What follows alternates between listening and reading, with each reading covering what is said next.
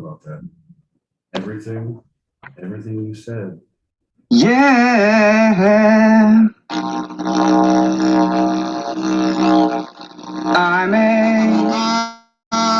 fact finder, and I'll remind you, believe when I say I researched this all day, but we are two-sided pod. You need to rebut all I say with all of your ragings. Tell me why I've got red hair and ginger pubes. Tell me why you bitch and moan at all you do. Now it's time to get drunk and go on stereo. That's the two-sided way. That's the two-sided way. Yeah. Doesn't get much better. Doesn't get much better than that. I mean, it gets. I mean, that song doesn't get much better.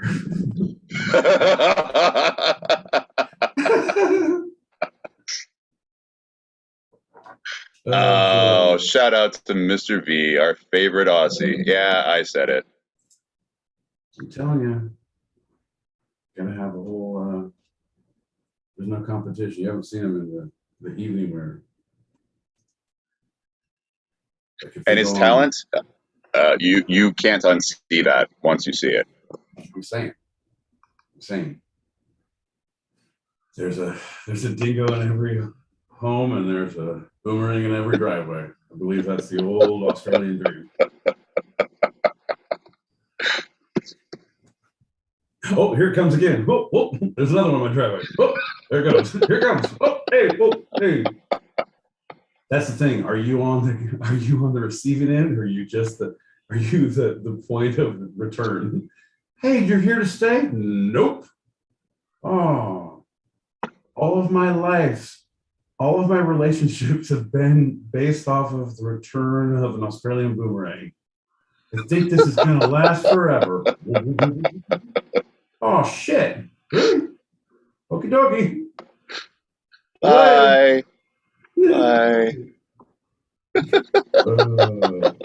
Well, speaking of the Aussies, life in the outback. Speaking of the Aussies, I do want to give a quick shout out to our international listeners. We got people from Slovakia, Germany, United Kingdom, France, Japan, Canada, Portugal, and Mexico. You know who we don't have subscribed to our Spotify channel is anyone from Australia. Fuck now, man. We don't fucking sign on to anything. We don't want to get traced. How do you think we fucking criminals on our own in the first place? We want smart. Damn, it's smart. And speaking of criminals, yeah, they're coming for you. Oh shit, they're coming out. But seriously, thank you for listening. We appreciate you across the globe. Yeah, no, my favorite thing is John will give like some screenshot of like, dude, we got less than 1% of our listeners in Mexico. It's like, fuck yeah, dude. We have people in Eastern Europe. Fuck yeah, we do. Slovakia. Yeah, we do. Yeah, we do. Because what we're doing, folks, is bridging the international gap. It's just, we're not here for a long time. We're here for a good time. There's good people all across the world. And it's just like, come on, have a good time. Laugh when you can. Yeah. Shout out to good people. There's a good community. There's always support, and there's always a goddamn great laugh. Not great style, as you can see from John's t-shirt and my t-shirt, my beard and John's asylum. However. Welcome. We're all mad here. Yeah. You don't have to be, but it sure does pay off. Folks, if you like what you're hearing, and I wouldn't thus far because there's a whole show coming up, hit that subscribe, hit that like button. We're live right now on YouTube. If you're listening on Spotify or Apple Pod or Apple Pod, Stereo, YouTube. any of the places where we, Yeah, don't be afraid to subscribe. Don't be afraid to tell your friends. If you're listening to us live, even if you're not, if you're listening to us at work, if you're sitting there at your desk quietly, wishing you were somewhere else, this is the time you take that small bottle out of your bottom drawer, pour that little tiny shot when no one's looking. We're going to wait for you because this is the time when two-sided when we start drinking. So, folks, here's to you. Here's to us. Thanks for listening. We appreciate you. Let's get this mother started, John. Cheers. cheers. Bink.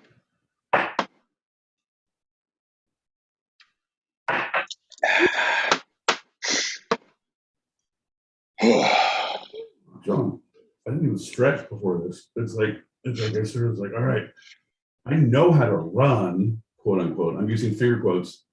It's like I can just run. Like, no, you can't. Ugh, okay. All right.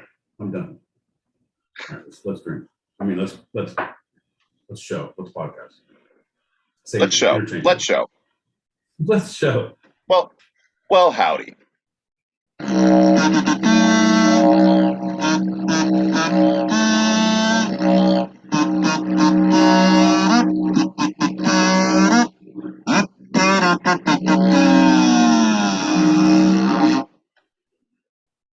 God damn it. So much kazoo, dude. Like I want to.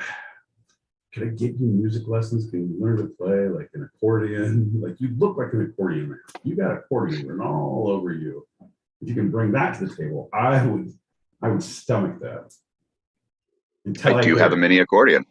No, probably don't have a mini accordion to play it. I want you to have a full accordion, either that or a full set of bagpipes. I want you to commit to it.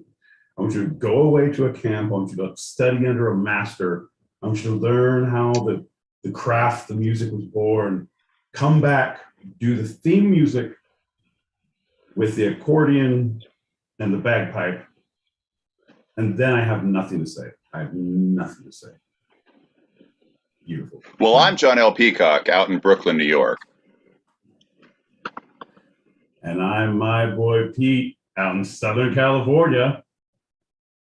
And you're listening to Two Sided, a live recorded podcast where each week I challenge Pete with a bit of the two sides of life, the serious and the fun. Yeah. The serious and the fun, the me and the you and the me, the right and the wrong. John, do you see how I twisted all those? Because now anyone can interpret it anyway. Who's the right? Who's the wrong? Who's the me? Who's the you? Where does one man stop? The other man begin. Two men enter. One podcast. One man leave. No, got nothing. Nope.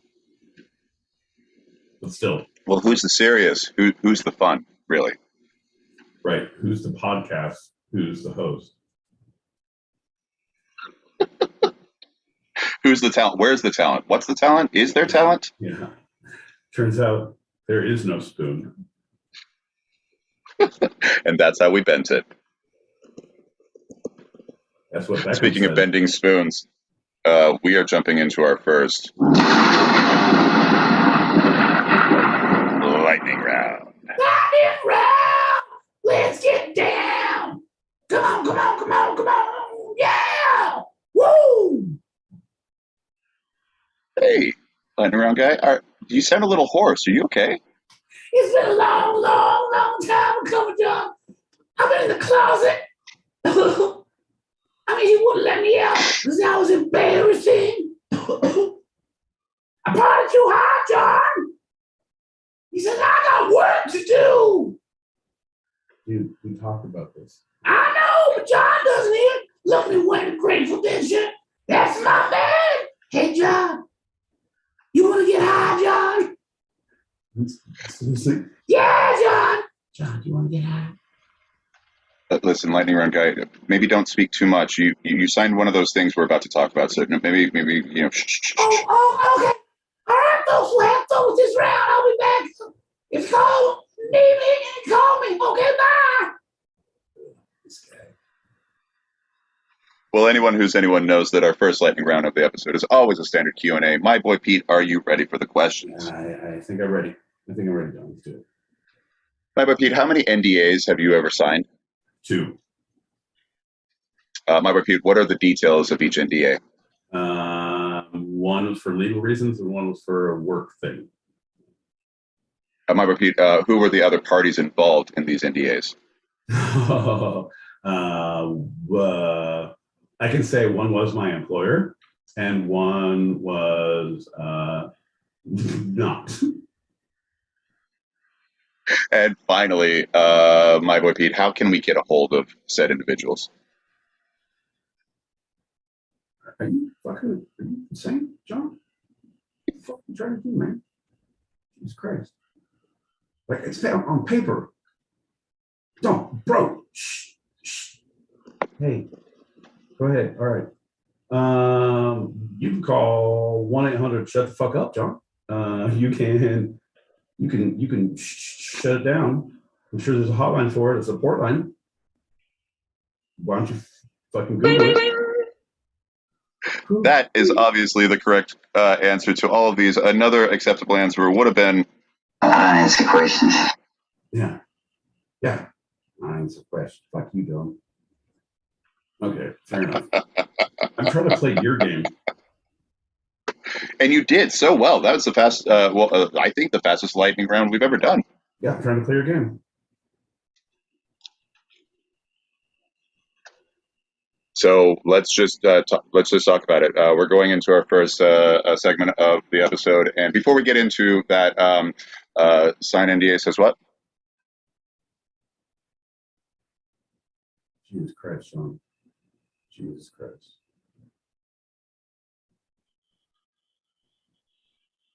Sign NDA says what? Answer questions, John. That's what you wanted to hear. I don't answer questions. Is that what you want? I don't answer questions. Yeah, we're not moving forward until this is done. Sign NDA says what? What, John? Jesus Great. Christ. All right, we're going to talk about NDAs, non-disclosure agreements. Yeah. You wanted to get a verbal consent that you would sign an NDA. Yeah. Sign an NDA says what? What? Yeah, there we go. Someone has been watching motherfucking movies again. Okay, John, go. Tell them what it is. Tell me what it is. Educate me. Because in the state of California, I can't have a comment on this. Continue. A non-disclosure agreement is a legally binding contract that establishes a confidential relationship. The party or parties signing the agreement agree that sensitive information they may obtain will not be made available to any others. An NDA may also be referred to as a confidentiality agreement. Right. And you can sign, there's a lot of different levels, there's a lot of different things. If they're legal binding clauses, it has to be binding, it has to be signed, it has to be notarized, it has to be, it can't be like on the bar napkin, like, hey man, you agree to this? Yep, me too. Don't say nothing, me neither. Like, that ain't nothing. Also learned that one. But I have a fucking napkin, man. Not me, I was there, allegedly. Anyway. There are generally two types of NDAs, the mutual non-disclosure agreement, and the other type is the non-mutual non-disclosure agreement. So people are going into business together, that's usually the mutual one, and a new employee, as an example, a very common example, coming into a business would be the non-mutual, where the higher-ups can say what they want, it's their business, but this guy would be in trouble, this person would be in trouble. Right. Yeah, and that sucks. Like, all right, just because you didn't get in at the right time, you can't say shit about us, but we will fuck your world up. Even if you leave, and you can't sue us. It says in paper, I got a napkin. Yeah, I have a napkin. You were at the bar with me. Remember? Come on, man. Turns out I moonlight as a notary public. Well, let me get my briefcase. God damn it. If only I had a fanny pack for my little notary stamp and my ledger. I could be making money at this bar. So increasingly, individuals are asked to sign the opposite of an NDA, a disclosure agreement. For example, a doctor requiring a patient to sign that agreement so that they can disclose and share the information with an insurer. Right. All that shit. And like same with anything you sign up online. Like, man, all that shit. Right. Like even games. We can share your information. Any game, like, hey, we're gonna share your information. It's not for this, it's not for this. Like, man. All right, well, tell them I'm single, tell them I like long walks on the beach. Like if they're in a big corporation, tell them I'm open to nights and weekends. Because if they got it through my cell phone company, they know I get them shits for free. Do those plans still exist? I don't know, man. I haven't changed my shit in like forever. Last time I went. You're the last one. You've been grandfathered in. Bro, 100%. I get the last time I called because I've like broken my phone. Like I told you, lost phones, and I always end up like I gotta call AT&T or T-Mobile. Like, and they're like, hey, yeah, you gotta call your insurance every time. They're like, look at your account, you're thing. Like, oh yeah, you've been with this like since '84. Like, yeah, back when we were a landline. Yeah. It was me and T. We weren't even a company back then. Yeah, I bought stock in your owner's dreams. I don't know. But yeah, I've been with these shit since I moved to California, dude. I haven't changed. So like, keep on paying the same price. I'm sure there's something better. I'm sure I can get a. It's like, I don't know, fuck with it. I don't care. Right. It goes away. It works, right? It works, right? Mostly. Yeah, well, okay. So NDAs may be customized to any degree, but there are 6 major elements that are considered essential. Here they are. Let's go through the 6. Yeah, it's the names of the parties to the agreement, Yep. Definition of what constitutes confidential information in this case, Yep. and any exclusions from confidentiality, Yep. a statement of the appropriate uses of the information to be revealed,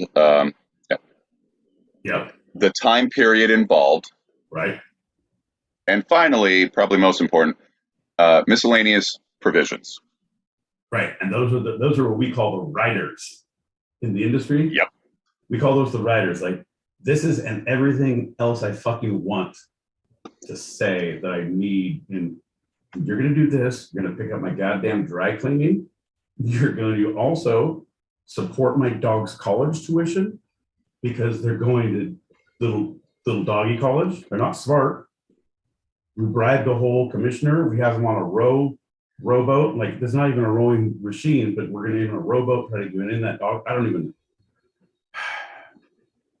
Yeah, all that shit. That's it. Those are the right.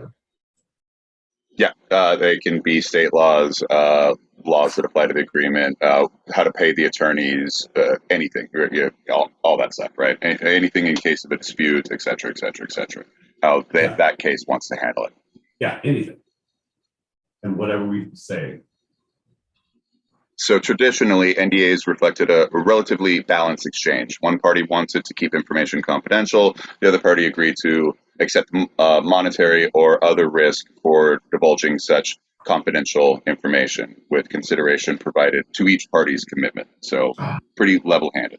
Right, level-handed, John. And so what you're actually saying, the way so like, all right, here's the deal. I don't want you to talk about this shit, okay? So I'm paying you a shit ton of money and you're going to shut the fuck up or you're going to owe me your life. I will own you. I will come to you in your sleep. Your mother will cry when she sees what I've done. That's written in my little etc. and writers. All of them things will happen. Yeah. Shut the fuck up. Here's this money. And for a lot of things, it made sense. Any new tech, revealing Mario Brothers 3 in the movie The Wizard. Right. You know, you can't do the reveal beforehand. It would ruin everything. So everyone, you know, that kind of thing, it makes complete sense. We want to all come together for this. One guy messes up, that guy's going to be liable. That guy's going to be sued. Well, it's the same thing with all these movie releases. Like back in the day, when I first moved to California, I was working in the movie theater, and the movies were delivered on fucking reels. It wasn't digital back then. Like they weren't chips. They were like, and you'd have these big fuck off reel boxes that they would sit outside the projection box, and you'd have like, as you're walking by, here's like the brand new original reels of ready to go premieres of fucking great movies. Like, okay, well, not great movies. Yeah. Of movies. Of movies. Well, Spider-Man and fucking Scorpion King and like some cool shit that you like, oh man, I'd like just to pick up and walk out with them. They were crazy shit. Crazy, like Aladdin. That was another one. So my cousin found Aladdin. Like they're doing like, here's the original prints. Like, dude, that original Disney print? Crazy. Yeah.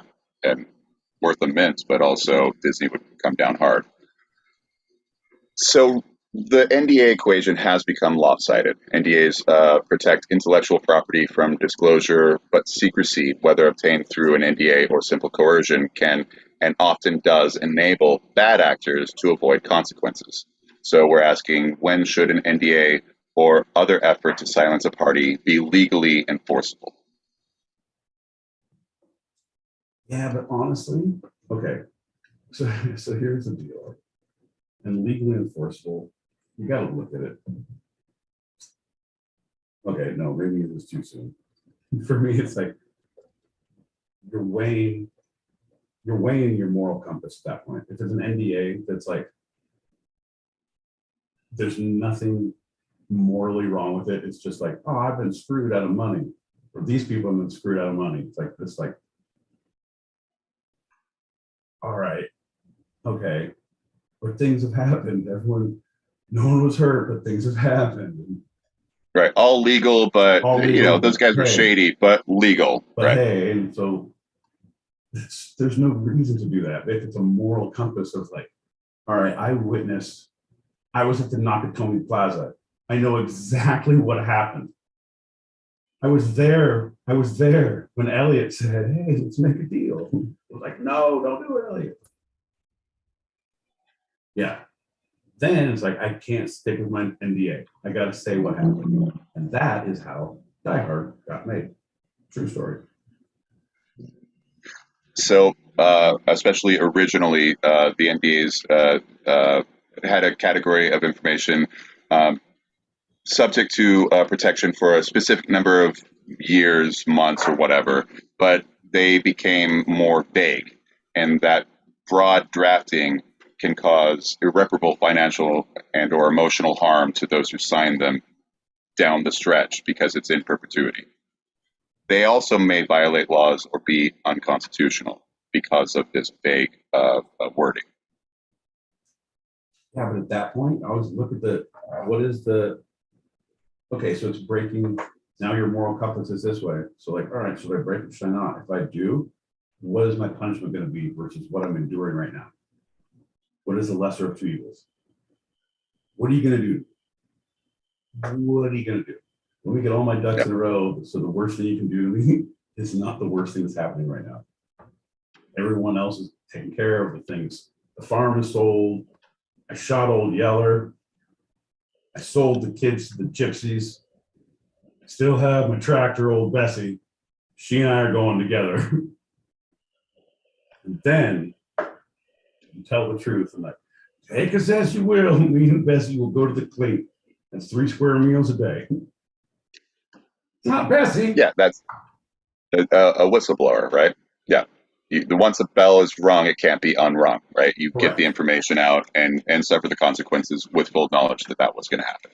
Right. And then it's like, what are the consequences and how are they going to do it? Like, all right, are you going to, how much prison time? All right, so leave the country. Okay, we'll leave the country quietly.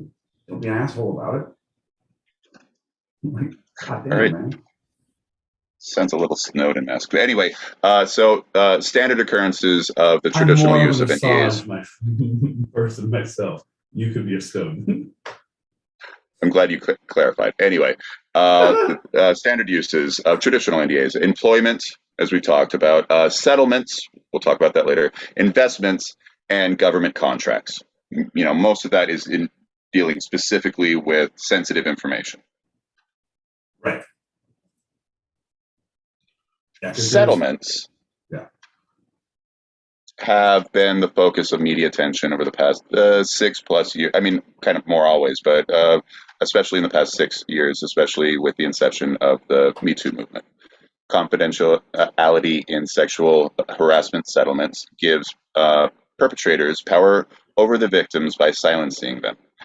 So the movement pulled the veil on these agreements under which the victims traded silence for monetary recompense, which the general public really didn't think about, no, wasn't talked about up until this point. Right. Right. No, and that was the thing. That was like a big, I don't know, but okay, and this is me learning as a fucking, because one of my things was like, okay, well, any of my fucking female friends or any of my male friends that happened to who would have said something like, yeah, you signed a thing that you didn't say anything, like, oh, you just told me, I'm gonna go deal with this. Like, this is something, sorry, you just told me. And now, okay, so I'm gonna get arrested, but I'm gonna make a huge scene and try to burn the fucker's house down. And then once I get interviewed, here's the deal, this is why. Yeah, you broke your NDA. Sorry. Like, if you're gonna break it, break it. And that was my thought process. Like, yeah, you take the money, but tell someone, and that person who did, like, I just didn't understand it. But then I didn't understand like the fear and the whole, there was like no support. There was no support system, and there was no anything. So no one was able on one end, and on the other side, there was right. extreme intimidation factors. Yeah. Right. So, tactics. Yeah. So there's nothing, you can't do anything. Like, I didn't understand that. It was like, oh shit.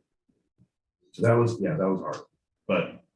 But still, to this point, like, anyone in the Me Too is like, just give me a fucking name. I know it's out in public, but someone needs to fucking pay. Ah! I put on a cape. I have a goddamn mask. I'll go out and fight crime at night. Ah!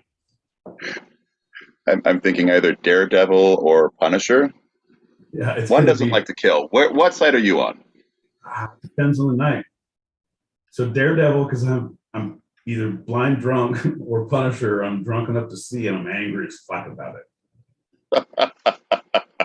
No. I'm not that aggressive. Allegedly. Allegedly. But I love the masks. Love the trench coats.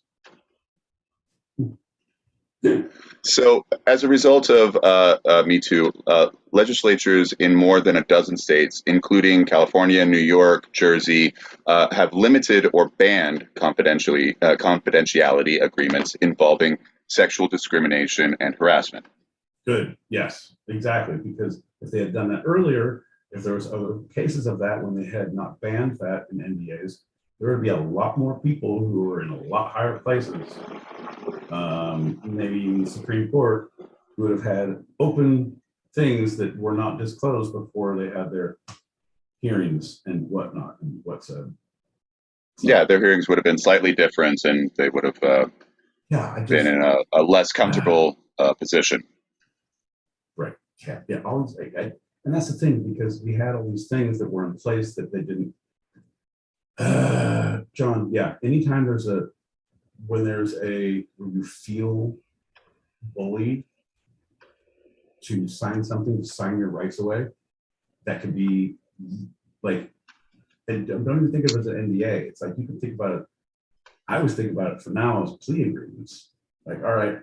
Oh yeah. You get popped for one thing, they're going to stack 2 more charges on you. I'm like, of course I'm going to plead 1, so you don't stack another 4 charges on me. Like, oh my God. And then you plead that, like, it's just bullshit.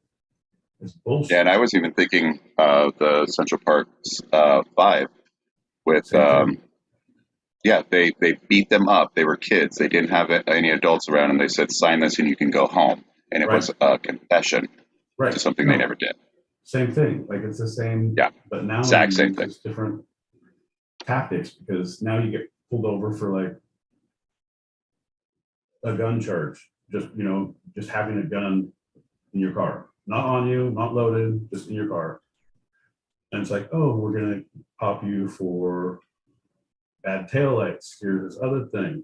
You had marijuana in your pocket. Here's a little baggie. So there was another, that's intent to sell. You were, so it's stack on stack on stack.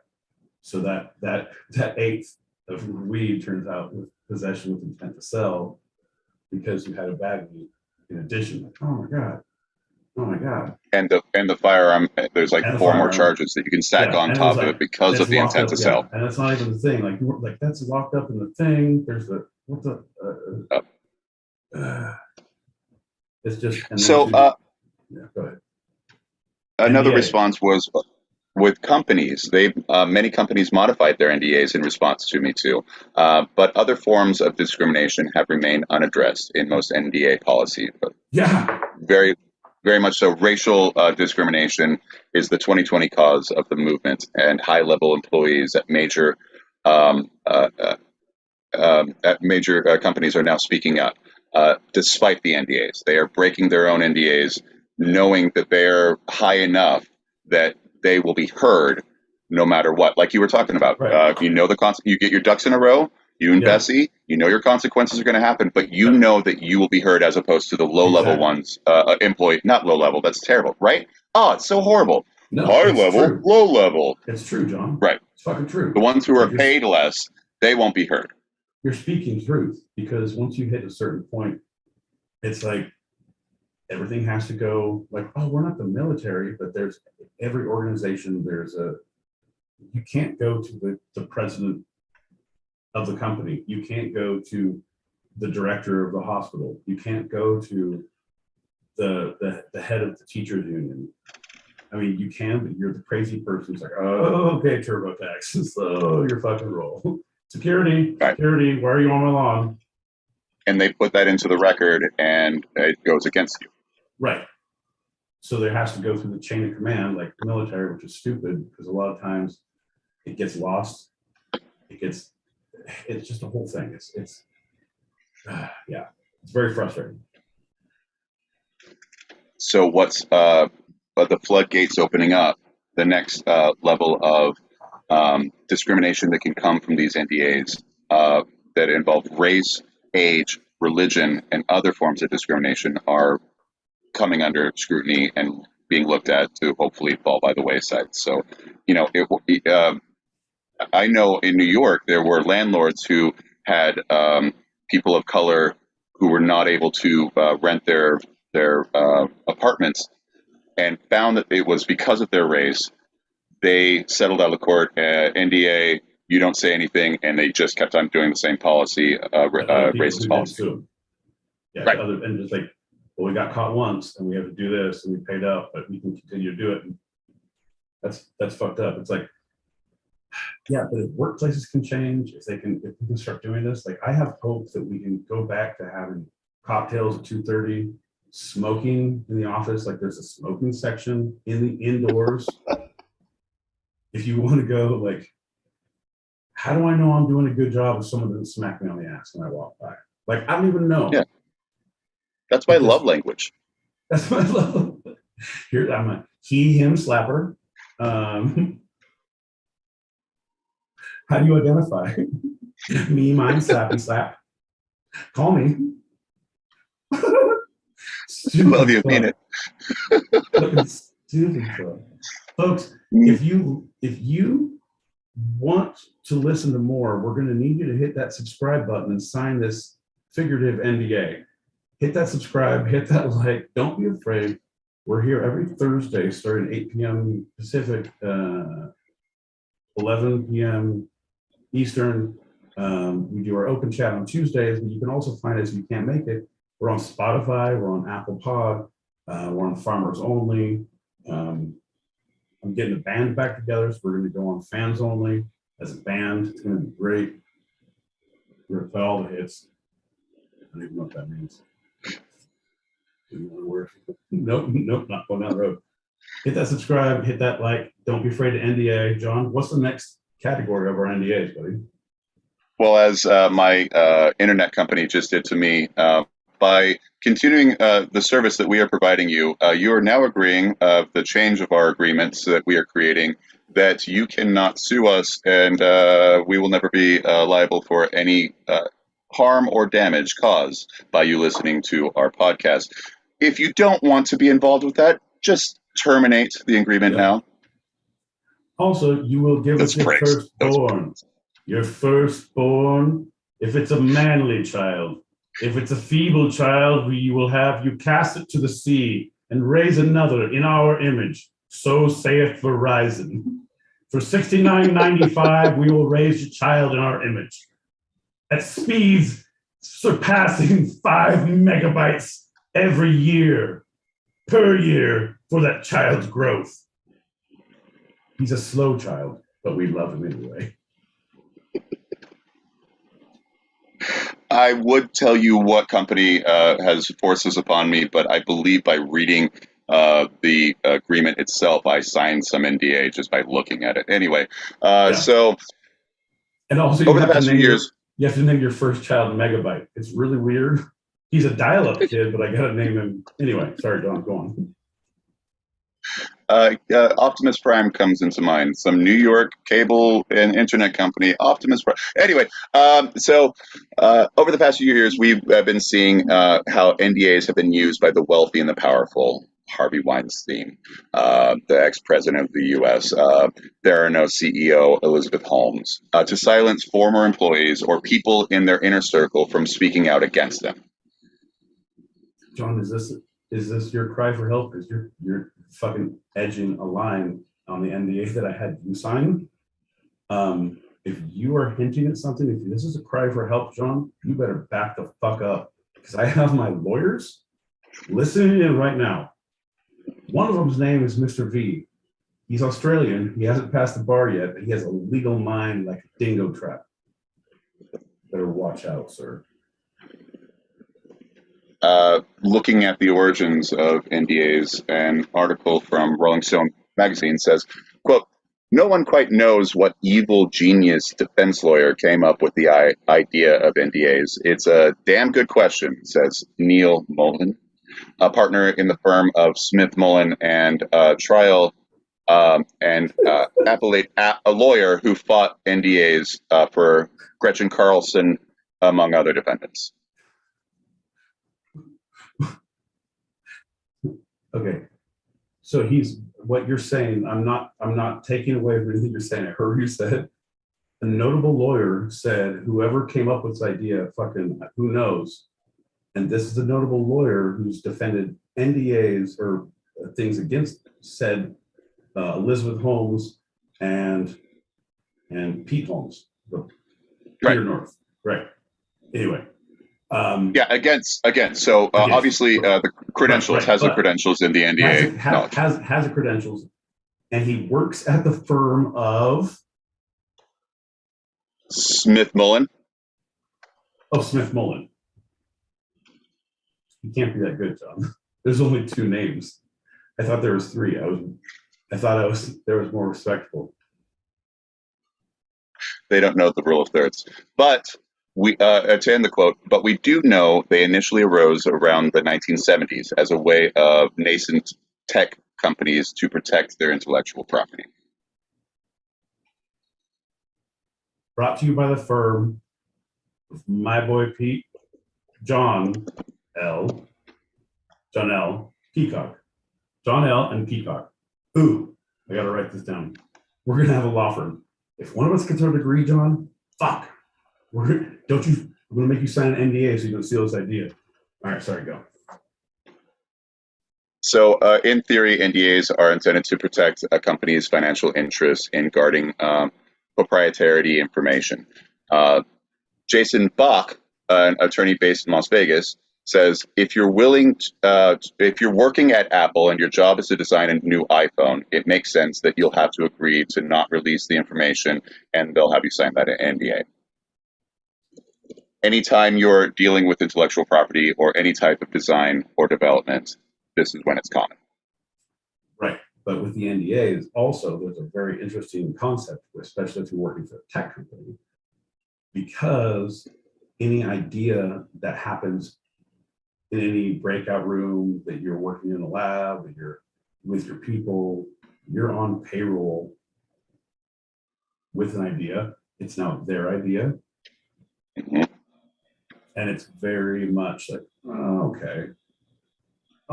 They could, if they can prove you came up with the idea while you worked for them, even if it was not in their lab or office or whatever, they get it.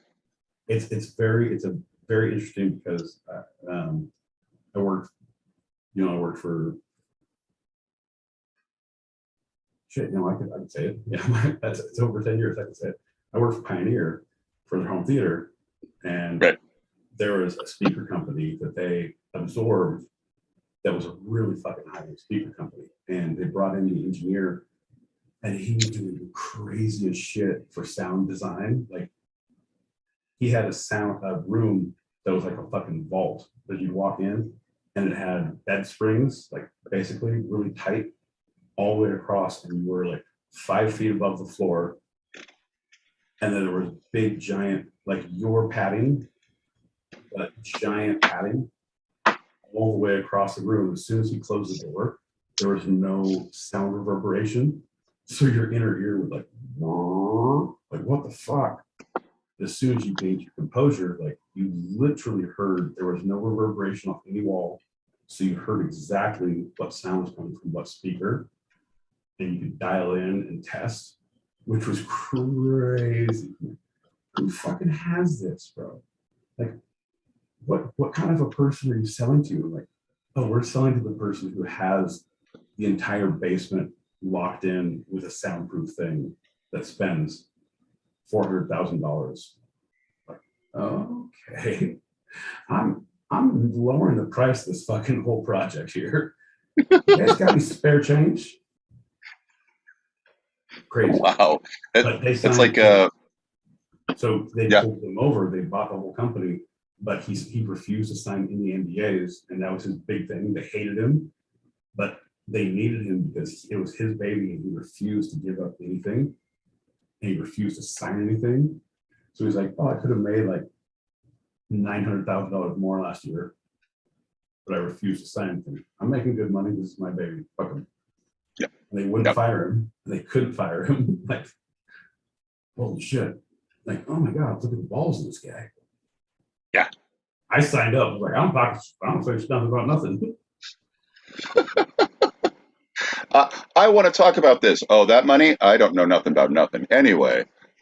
Mm-hmm. So the NDAs started changing, however, in the 1990s when Mullen, he's back, says that NDAs started to become more common in employment contracts and settlement contracts in various industries. Quote, you couldn't even settle minor cases without non-controversial clients. With non-controversial clients without agreeing to an NDA. He speculates that NDAs became more popular because of the legal firms representing big companies had adopted them for themselves. They're like, we don't want to be culpable for anything, so we're using them, and the firms just followed suit. Right. Quote, just an idea. They may have instituted a regime of secrecy in their own workplaces, and they liked it, and they recommended it to their own clients, and just perpetrated from there. Oh yeah, no, I completely see that. Like, it becomes your modus operandi. It becomes, this is the way we do business. It's like, hey, geez, we're putting a cover sheet on the TPS reports now, right? Once everyone puts cover sheets on the TPS reports, all of a sudden your clients are like, look at these great cover sheets on the TPS reports you give us. We're gonna start doing that at our firms. And everything you deal with has cover sheets. Yeah, I got that, Bob. Thanks. Okay. Fair enough. So the NDAs coming in two different ways. The first is the context of an employment contract. This is a Mullen again, by the way. Regardless of what industry you're in, quote, when you take the job, they give you a confidentiality agreement you have to sign. Take it or leave it, end quote. Yeah.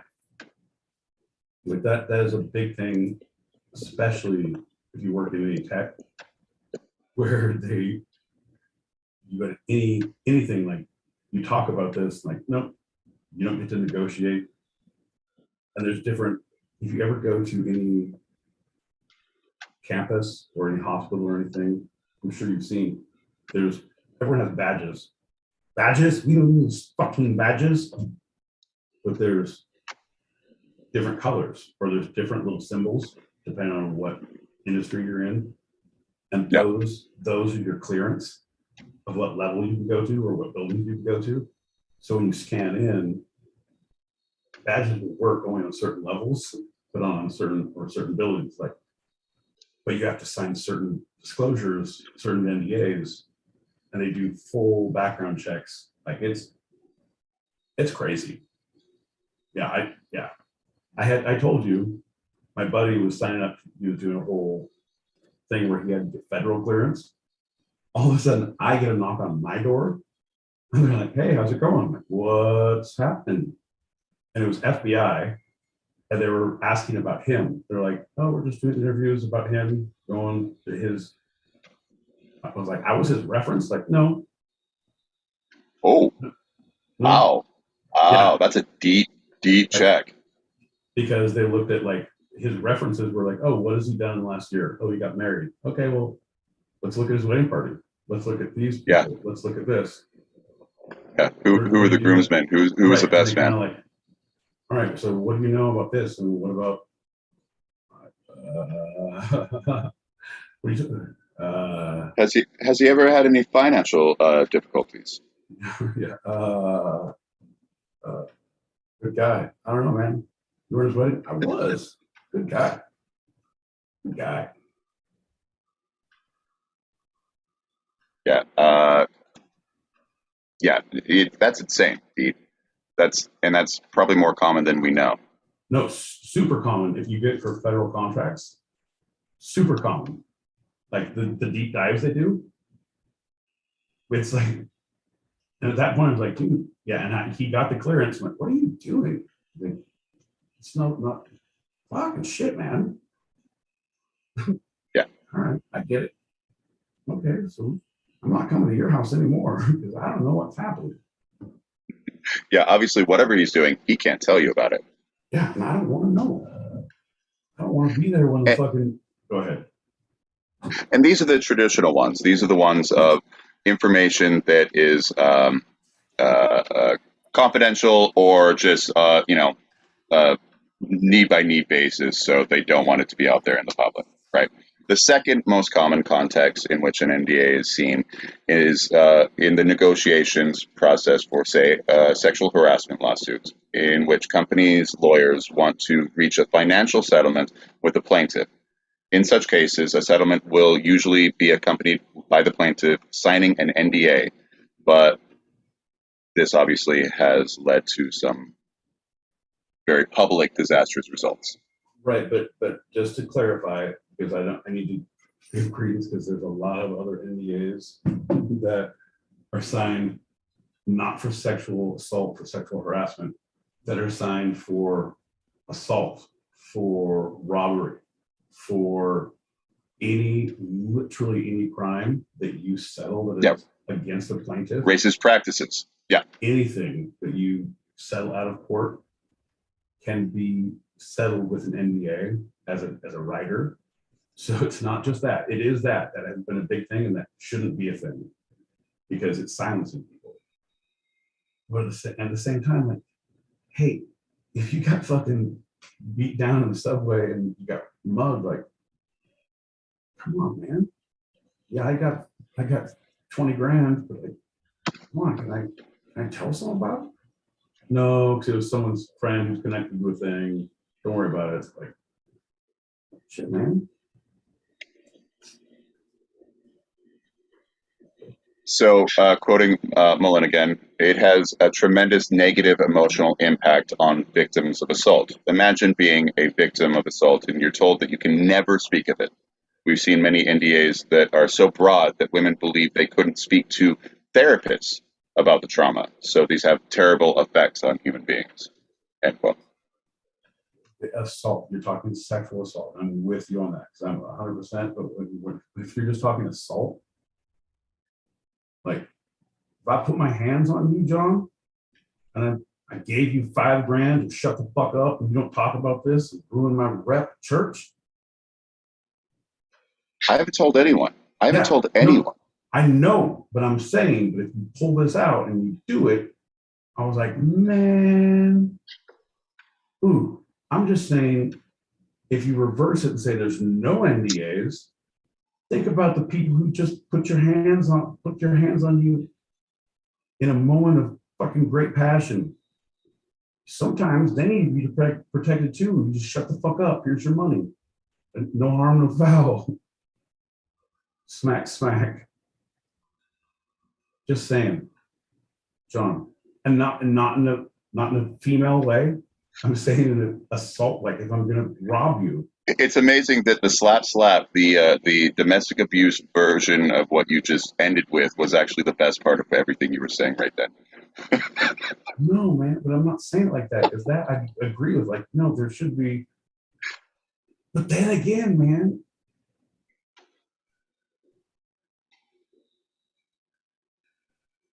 So let's look at the notable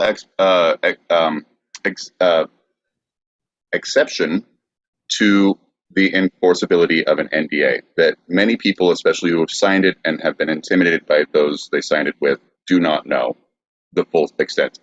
If you witness illegal activity of any sort at a company, an NDA cannot prevent you from reporting it, nor can it bar you from participating in an official agency investigation of illegal activity. But most employees do not know this, which allows the employers to use the NDAs to intimidate them to stay silent. Right. Right. And they won't even let me sell weed anymore at that old job. I was like, that sucks. It's part of the NDA. We're like, no, you just can't sell weed here. I was like, man, you guys suck. Anyway, you guys want to buy some weed before I go? Also, can I take this company car, or is that I'm out? Okay. Cool. Let me just walk my boy Pete out so we make sure that he gets outside. Hey, can I get a dime bag? No, you're gonna have to buy it all. I need to get a bus fare home. You guys are taking my car, man. That sucks. They gave me all these extra baggies. I don't know why. Here. Shit. So when victims do break their silence, you talked about it, right? Get your ducks in a row. Know what's coming. Do it. Ring that bell that cannot be unrung. Yeah. The accused have the option of suing for the breach of contract, asking the settlement payouts to be returned. But such action can backfire, making the accused look even worse. It would look like a continuation of the abuse, so it's risky.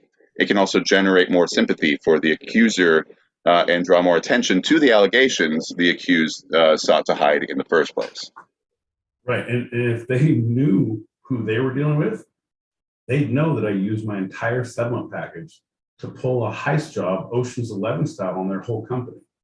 You guys look into your bank accounts digitally, you are broke now. Dun, dun, dun, dun, dun, dun. Thanks, guys. We high five at the fucking fountain in Vegas. And we all go our separate ways until next time when Pete has another job where he decides to rob the motherfuckers blind. Do you want to get one more joke in there because it's about to get kind of dark? Oh, it wasn't already? I'd like to have another, John. Can I have another go? Thanks. Give me the lead in. Give me one more lead in. Ready? I gotta walk into the scene. Okay, go. So getting their ducks in a row, like we talked about earlier, Bessie and everything. When victims do break their silence, the accused have an option of suing for breach of contract, but such action can backfire, making the accused look even worse. It would look like a continuation of the abuse, and it's also risky. It could generate more sympathy for the accuser and draw more attention to the allegations the accused sought to hide in the first place. 100%, John. 100%. So even if they realize that they can't sue and get the money back because I blew it all on cake candy and my lady friends down at the coast, not prostitutes, my lady friends. Ladies. Ladies. Milady. Milady. Anyway, mainly cake and candy. Also, I'm a diabetic now. I think I'm going to lose a foot. Anyway, I digress. Once they realize the money's gone and they're assholes, this is how it goes. This is how I feel very Vought Industries. This is how, like, didn't they watch all of these shows where the corporation, it's Big Brother. If you go too hard, too deep, too fast, it's like, come on, man. Know your role. Also, you're not going to get blood from a stone. I am a stone. I am a rock. I am an island. And a rock feels no pain or has any money. So please leave me alone. Well, fortunately, an island never cries because Bill Cosby is among the few who tried this tactic anyway. He sued Andrea Constant in early 2016, 2 months after Pennsylvania authorities charged him with drugging and molesting her in 2004. Cosby argued that she breached confidentiality terms in their 2006 settlement, including by answering prosecutors' questions before they charged him. She said Cosby opened the way for her to go public by going public himself with sweeping denials about her assaulting about ever assaulting anyone. Cosby then withdrew the suit 2 months later. Oh, how America's dad has fallen. He makes a good stiff drink, though, and I'd like to have him at my parties. After his 2016 conviction, Bill Cosby was released from prison in June of 2021 after the Pennsylvania Supreme Court overturned his incident assault conviction. The state's highest court tossed Cosby's conviction as a result of an agreement he had with the prior prosecutor that would have prevented Cosby from being criminally charged in the case. The ruling barred any retrial in the case, and the 83-year-old comedian was 2 years into a 3 to 10 year prison term. Yeah, man. Like, I'm with you. I'm 100%. But there's a couple things at play. There's moving parts here, John. There's moving parts. So, drugging people who are not your close friends, not cool. Drugging anyone and sexually assaulting them, not cool. Right. But drugging your friends who are close and like, got you, motherfucker. Woo! That's funny. Sorry, John. Anyway, you want to go camping this weekend? Drink this Kool-Aid. There's probably not mushrooms or acid. Shh. Anyway, so the CIA copied each other with the electric acid Kool-Aid test. Right. And if you're in a safe place, quote unquote, oh, you got me again. Guess I can't read or drive or think or talk on the phone or make coherent movements. No need to wear this shirt now. Like, honey, how was work? Okay, go sleep it off. Meatloaf will be ready in a second. Oh, shit. Right? So there's all that. Yeah. So no good, no good, no good. But, and here's my but, and I'm not, again, no need for drugs and things and sexual things, but fucking this is Bill Cosby, right? He's doing drugs. Like, he's drinking, he's partying. Hey, he's getting down. So yeah, no, okay, I still can't pull that one off. To me, it's like, that's why he said, like, you broke your NDA. You never paid for the rest of the drugs, and now you're crying. But he's an 83-year-old man. He's blind. He's done 2 years. And here's the thing, for me, the kicker, like, I can't justify any of those things. Those doesn't matter the age. You can't say those. You can't get away with it. There's no justification. But that here's this old black man who made a deal with the fucking prosecutor, and he left, and the new one's like, nope, going to jail because we have you on tape. Which is okay, I get it, but dude, you are super guilty of horrible rape, and we have the evidence for it. And so the new prosecutor was like, I didn't make that deal. That ain't my deal. the land of law. We are the rule of Are law, we? and so no. Well, the Supreme Court upheld what was there, and so yes, because of the contracts that were signed, because of the NDAs and non-prosecution contracts, they actually upheld it because that was the laws that were created at that moment in 2006. Right. But we can say that, but that's the problem with us is we're a land of rule of law eventually. So because these contracts were signed, cool, it'll get you your freedom in a couple few years. If we have DNA that's going to get you out in 10, 15, cool. Oh, we realize that you aren't totally innocent and we have the real killer. All right, it'll be like 6, 8 months. I think you're doing two different things, though. I mean, those who are innocent, like the hurricane, right? You know, he went 15, 20 years in prison before they I'm not talking, no. finally got him out. No. That's the problem, John. You're talking innocence and guilt. I'm talking our penal justice system. How you can judge a society by its criminal justice system, by its jails, by its prisons. Okay. And the way that we work slower than our medical healthcare system. So if literally you are paroled, I got my parole, when you getting out? Month, 12, 16 days. Like you, unless all of your shit is all lined up. Oh, and then also they're like, oh wait, we're gonna question you on something else. We're gonna hold you for something else.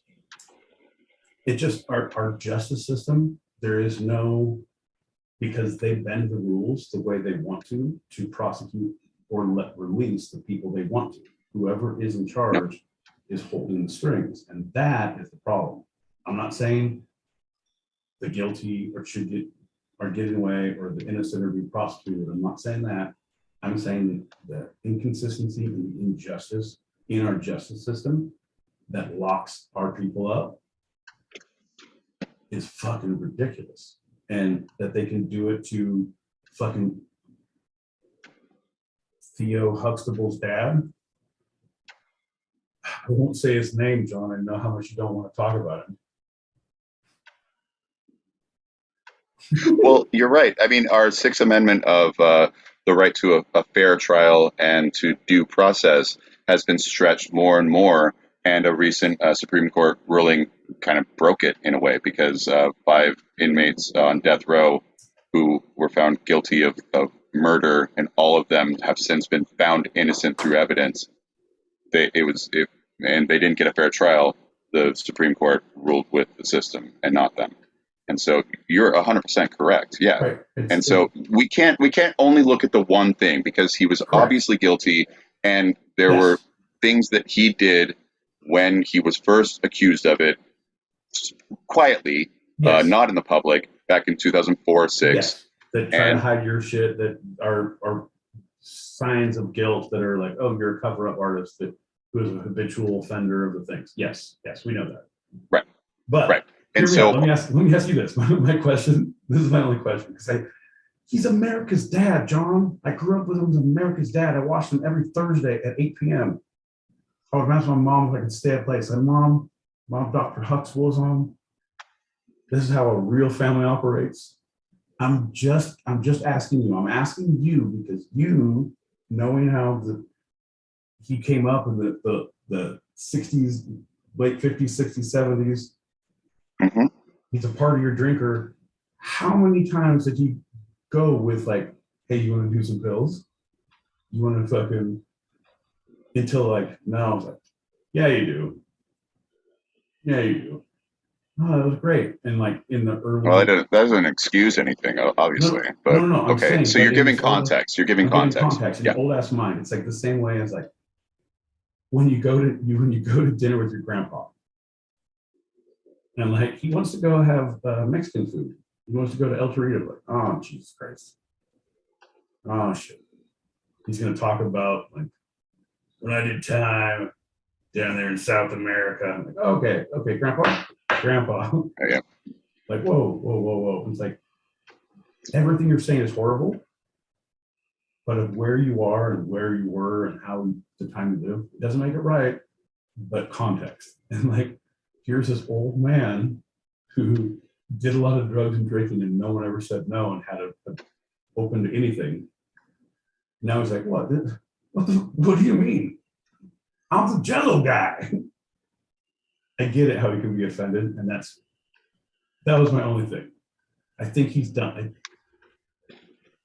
Okay. I'll counter with I grew up with him as well, and I think he was the first comedy record I ever bought. Yeah. Why is there air? And I've seen him live twice in my life. So yeah, I love Cosby. I adored him. He raped women, and we know he did it, and all the evidence says he did it. Like, you know, it, No, okay, you're it doesn't take away from it takes away from his image, what he was perpetuating with the Huxtables, what he was perpetuating with the clean, quote unquote, comedy. Right. And I think that's I will somewhat divorce, but it's because I loved him so much. But what he is a bad man. That's the hard part. He did John. bad things habitually. I think that's the hard part where when you said that, because we've gone through this with musicians, right? And I can divorce actions from the music. With music, I put the music on and I fucking shake what my mama gave me, right? I'm here from has an effect, right? I'm here to it's art. I'm here from 4 to 7. If you want to come down for a private dance, I'll be after in 3 songs. Until then, we're going to dance to Beat It and Billie Jean. Thriller comes in the back. Right? But this is the first time, not the first time, like Weinstein, okay, he's not a face. The comedian, Louis C.K. Like, I wasn't into him, I didn't see him, he wasn't a thing, but like, dude, this is Bill Cosby. This is a face, this is a thing, it's like saying Kit from Knight Rider was raping Volkswagens. Like, oh, there's proof. Like, look at this, look at the paint marks up here on the roof. Only if you dare, you can't unsee it. You can't, right? But if you subscribe and like and go to our Instagram, you'll see those. John, I'm not belittling the situation, but I'm saying if something like that hits your psyche so much, it was just like fucking from Hogan's Heroes, Bob Crane. Oh, right. Who died in a 3-way murder, suicide, something in a weird tryst closet. Because he was into really weird, like, what the fuck? Stuff. And then it's like, as soon as I heard that when I was in high school, it changed Hogan's Heroes for me. It was like, I know nothing. I was like, I can't watch them shits no more. Whew. At least it was consensual. But crap. I'm saying, but it changes a man. Like Kit, Dr. Huxtable, who's next? They're going to say Chandler's taking pills. Get out of here. I'll say that I have very much shifted my view to 100%. America's dad is and always will be Bob Saget. Well, I'm with that, John, but as soon as I marry your mom, I'm going to be your dad. And I'm working that one hard, bro. She's a lady, and that lady is mine. So there are those who are still currently seeking more change in the system of NDAs. 6 days ago from today, mid-July, for those who are listening later, and for the second time this year, Democratic and Republican lawmakers came together to curb sexual harassment at work. Yesterday, senators introduced the Speak Out Act, a bipartisan bill targeting non-disclosure agreements that force workers to remain silent about sexual harassment and assault in the workplace. I was going to go with the ADA, the all disclosure agreement, but that's the American Dental Association. I feel like that's been already cooperated. So I'm going to work on it, but I think, and also see something, say something is taken, and that's worked goddamn spades from New York and the TSA. So back to the drawing board with my boy Pete. We'll figure this out by the end of the show, John. I'm just glad they got rid of don't ask, don't tell. Yeah. I was pushing for ask me no questions, I'll tell you no lies. Quote, the more we know, the more we deter, Senator Lindsey Graham said in a press release regarding this legislation. The more we know, the more we deter, says our t-shirt. The less you know. Ooh. Thanks, Lindsay. Meemaw, I done told them the more we know, the less we should worry about things. I know I'm coming to the no conference. Meemaw. I'm living with my meemaw. Anyway, if you want no more sound bites, y'all come back. Okay, John? Well, and he grew up in the don't ask, don't tell, so we don't know what's happening next with Lindsey Graham. The more you know, the more we deter. Meemaw, don't say nothing. They're coming in and we don't tell nothing. You signed that agreement, right? Ask away, gentlemen. Me and Meemaw ain't saying nothing. The Speak Out Act targets NDAs that employees sign when hired and is often referred to as a pre-dispute NDA. So this is what this is targeting. Yeah. Is it passed? Wait, did they propose it? Is it passed? John. It is not passed. It is looking like it will pass because it is very bipartisan and it's going through the system smoothly, but it has not yet passed. All right, John.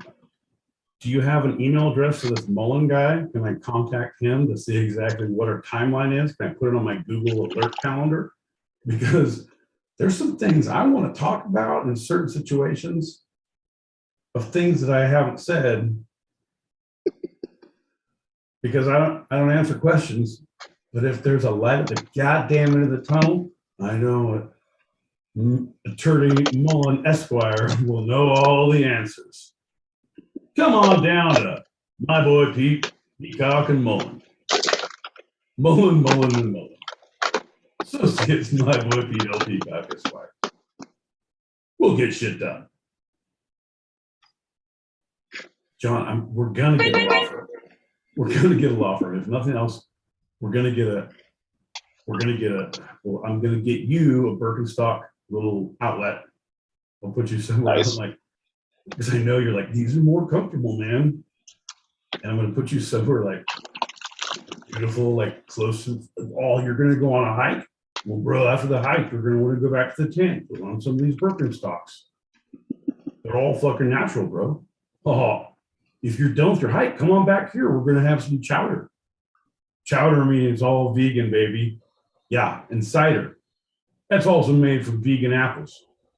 The apples don't eat apples. High fives. Have a good hike, bro. I think I've made another sale, babe. Birkenstock Peacock out. Over 1/3 of U.S. workforce is bound by these specific pre-dispute NDAs. Initially, companies used the agreement to protect trade secrets and intellectual property, but more recently, they have been used to silence harassment victims and help employers hide misconduct at work. If passed, Speak Out will make these agreements unenforceable in sexual harassment and assault cases. A companion bill to Speak Out was introduced into the House 2 weeks ago, and so it's going in both cases, Senate and House. And the House, the Speak Out bill. That's great because allegedly, I've heard from people who work at other tech companies, there are what they refer to as fight clubs in the basement. They call it the research and development, the R&D department, but all it is a fight club. Anyway, it makes you stronger. They have a really good health plan. There's a yoga studio on site in case you get back, it's all fucked up. Anyway, if we can, if my friend can allegedly talk about that when all the speak out bills are passed, then super good. But until then, keep your dukes up, Johnny. Keep your dukes up. So, former Fox News employees Gretchen Carlson and Julie Roginski were inspired to help, and I'm going to get flack on that, but I don't care. Were inspired to help garner this congressional support for the Speak Out Act after their success in supporting a recently enforced arbitration law. So this is in the books. It's called the Ending Forced Arbitration of Sexual Assault and Sexual Harassment Act. Long, but says what it's about. So that became law in March. Ending Force of Ending Arbitration and Sexual Enforcement Restoration Act. Yeah, I think, that was it, 100%. All right, I just had to get it for the acronym. Fair enough, go ahead. It eliminates forced arbitration in sexual harassment and assault cases. So again, the title is the Ending Forced Arbitration of Sexual Assault and Sexual Harassment Act. And they helped get that into law, and they are pushing this one. And obviously, because of their background, they have widespread bipartisan support. So what you're saying is, John, we need to get the t-shirt that says that we support Aoife Sasha.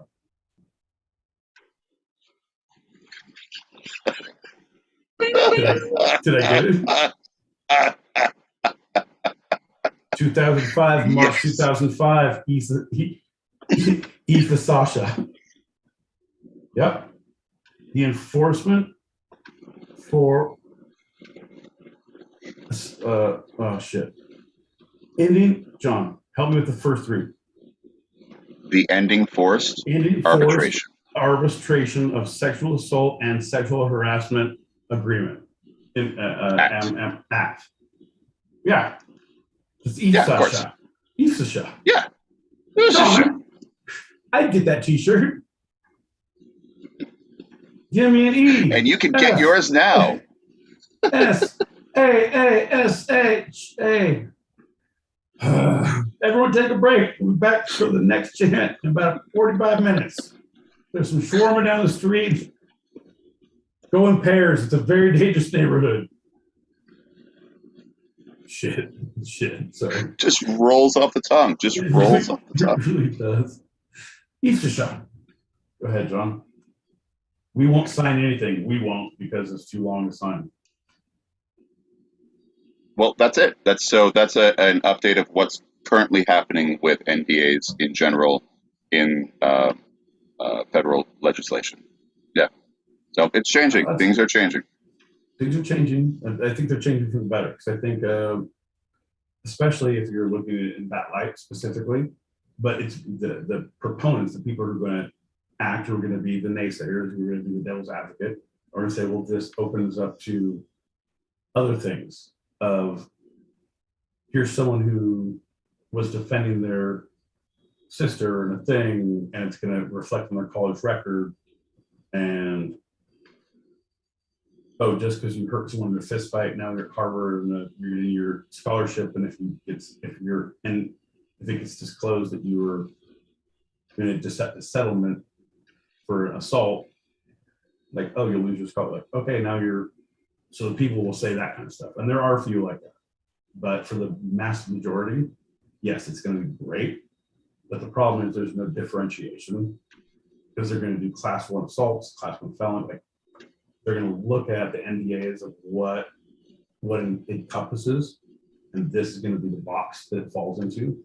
So if your category is these offenses, if it's classified as an assault, your NDA no longer counts, which is great, which is super great. But some of those ones, like, man, wrong place, wrong time.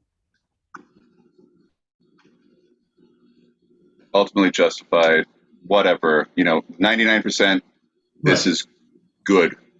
to eliminate those. That 1% is going to be the cracks. Right. It's going to be the 100%. people who fall into those cracks. And it's gonna be tough. But I'm like, I think at that point, like if you're that far along, and like you've had a loose settlement, you've had this was in place because of this, because of what you're doing, because these are preconceived notions.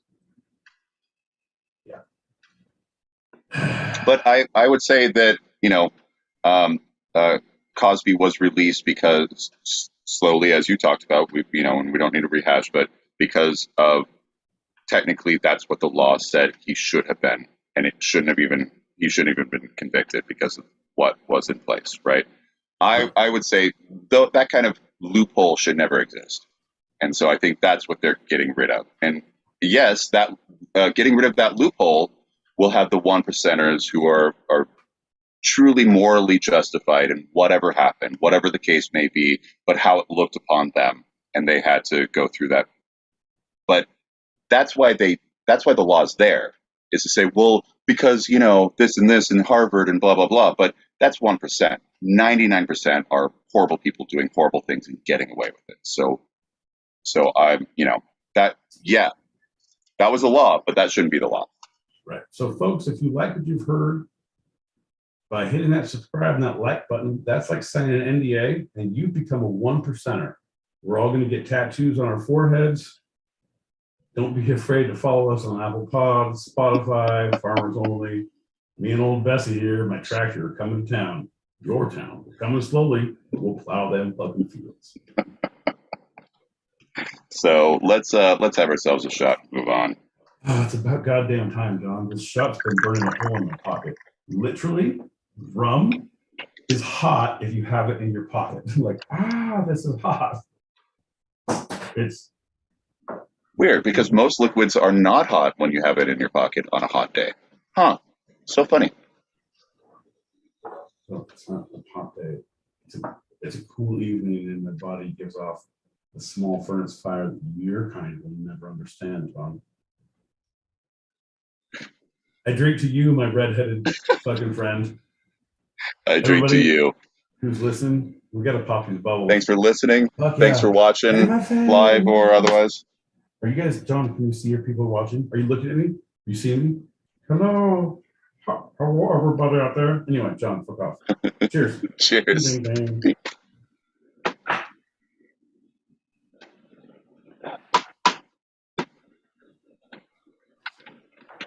MFA, how you doing? Mind Fox. I've been thinking about the foxes. I've been thinking about the foxes. Oi, look at these drongos. Talking about non-disclosure agreements. Are you even allowed to talk about non-disclosure agreements? I thought it was kind of against the whole thing of a non-disclosure agreement. You used to go back and listen to the whole Grateful thing. Dead. Well, I bet there's some dead people out there who are pretty grateful to be dead. Preach. And of course, Preach. this drongo's raging. Raging! And that's this episode of Drungo in a Rage. Tune in next time when we have the maniac from down under, going from Queensland to fuck off still. Cheers, mate. Have a good. MFA here. John, your connection is very spotty. See? And first of all, how you doing? John, you're coming through really crackly. Pete, you sound amazing. I am here sweltering in the Michigan heat. You guys sound amazing. Unplug them in. Unplug them. Unplug them in. MFA, I adore I you. was saying at the beginning, He's like, I don't hear anything. Recording sounds good. I don't hear. So now our whole recording is going to be serious. Do you see, MFA, how patient I am? I've been hearing this and responding to John.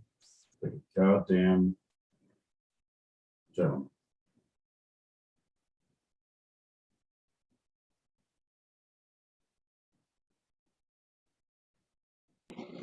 Nothing? Your fucking pocket down here, Mr. B?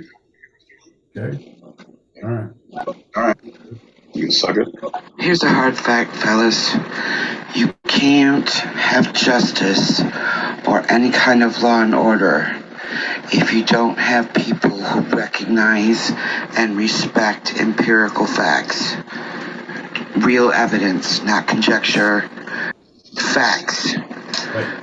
Our nation is woefully short of adults who believe science and facts. 100%. 100%. We're filled with all these fucking round earthers who think that there should be normal process and due cause. And I'm like, whoa, whoa, whoa. Shit's flat, finite. Let's get to it. One country enters, half a country leaves. Kumite, kumite, Thunderdome. I don't believe that at all. I'm making light of a horrible fuck off situation. I'm waiting for John to see. It's a fucking day. I can record the fuck I want.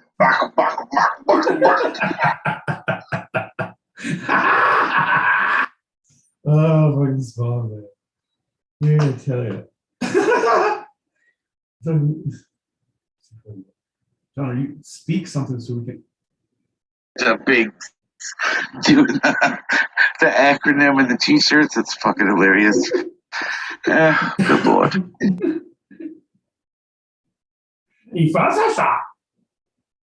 I'm just saying, I got it written down now. In jail, motherfucking Bill Cosby. Go away. Rich people don't include you. Fuck. Right? Note to self, make a shit ton of money if any crimes get found out. Footnote, don't do crimes unless you have a shit ton of money. Secondary footnote, be better at crimes if you're poor. Shit. Note to self. See? I'm stretching that. I mean, that would drive me absolutely cuckoo. Listening to it was hard, but, you know, if you don't hear it on your end, it's kind of hard. So there you go. Right, girl. I never said I'm a saint. I said my body's a temple. I never said who worships there, but my body is a temple. All we ask is your soul. Come up to my old altar, and we'll figure out what to sacrifice me. Yea, though I walk through the valley of the shadow of the two-sided, I will fear no temples. Hey, come unto me, my two-sided brethren. John, can you speak and see if your fucking thing is fucked up? Flat earthers. I said that to somebody while we were gaming. I said, oh, you fucking flat earthers are killing me. And it was dead silence. And the streamer said, so how we got if you tell me that you really believe that flat earth shit, I will ban you right now. Dude, he thought I was serious. Jedi level sarcasm. It's complete. My trait, I am now a Jedi. I'm Jedi level. Too funny. Thirds. You have come full circle, Padawan. We have now become so proud of you and your sarcasm. Oh my god. Yeah, it's still happening. I don't know what it is, don't know, but you can't just stop talking, because if you do, I get to look at your scared face. How was that? No, it's bad. It's still the same thing. Okay. Do you have another kind of headphones? Do you have a different? I think it's the dongle. I got the iPhone, so it has a dongle. Did you get that new from this week? No. Okay. So it could be. How is this? Still the same. Could be. How about that? Still the same. Hello. Still the same. Okay, I'm gonna grab a different dongle. Okay, you could do that. It could be your headphones. You can get new headphones. You can get a new face. Look at that face. Fuck that face. Folks, ladies and gentlemen, boys and girls, children of all ages. What we're doing right now is what we like to call the old two-sided song and dance, where one of us hustles around because one of us is experiencing technical difficulties or has been drinking too much and needs to make an emergency stage left exit, either for ice or for a quick retreat to being said as a container. this is not the case. John is having technical difficulties right now, ladies and gentlemen, boys and girls, children of all ages. By hitting the subscribe button, and not even hitting the subscribe button, by tuning in now live, or if you tune in later, you are signing the NDA that you will talk about how horrible our technical skills are. You are going to sign the NDA that says that this is the best produced show, probably worthy of maybe getting like sponsored by Honeywell hams or like some kind of a fizzy seltzer drink. How is this? It's still the same. But Okay, changing headphones. Yeah, we could get sponsored by a new headset. We could get sponsored by a technical group. We just don't know. It's going to be. Folks, it's going to be an amazing. Thank you so much for listening. We're apparently halfway done. It's going to continue. I'm going to go ahead and guess. It's going to be probably eternally. Hold on to your biscuits, folks. Unless John can exit out. How is this? Still the same. Now it's echoey and shitty. Really? Yep. I'm not a liar. I may be a fat mouth. All right. I may be a shenaniganizer. I may be a tomfool because I do a lot of tomfoolery, but I am not a liar. Okay, I'm going to just unplug it. And how is that audio? How is this? Still the same. I was going to say jump out of your thing. Yeah, I got to jump out. Yeah. That's going to be great. Anyway, folks. This is about halfway through the show, and we realize this is like it's kind of like a whole life. It's kind of like a whole life journey. What we like to think about our show is the inception, learning how to walk, slowly growing, finding your foibles, finding your faults, unplugging halfway through life, doing a major dose of mushrooms, resetting your headspace, and trying to move on.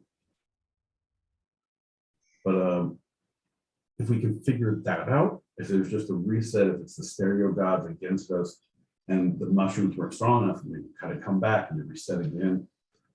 And at some point, it's much better, or at other points, it just is what it is. So, you get to that point in life where you start waking up and like, oh shit, my back hurts, and you realize like, all right, my back's gonna hurt forever until I die. It's like, that's not gonna get fixed. This is kind of like the whole point. Well, howdy. There you go. I hate you, stereo. I hate you so much. There you go. Holy balls and sack. Holy balls and sack. I don't like the fact that you bullied me into the fact that I was like, this sounds bad. No, it doesn't. You're like, everything's good. I thought you checked it. You bullied me. Suck. No, you bullied me. Our whole first segment sounded like shit when you were talking. You bullied me. Can you make me an administrator? Oh, I don't know, John. Can you do the truffle shuffle? Come on, chunk. Do the truffle shuffle. Crap. Yeah, motherfucker. Got you now. All right. All my side stepping, all my soft shoe has been done. Our interludes have been done. Technical difficulties solved. We've done with this serious part of our show because we're goddamn professionals. And now, according to John L. Peacock, this is the time on the two sides when we go into the next lightning round. Hey, John, can you probably do a shot first? Because I know I've had a hard day, and you've had a hard day. When you've had a hard day podcasting, sometimes it's nice to unwind with a nice, cool shot of alcohol, booze, drink. Yeah. Don't be afraid to loosen those inhibitions. Talk freely. talk offensively, talk hard, drink alcohol booze. It's for what ails you. Cheers, everybody. All right, John. Cheers.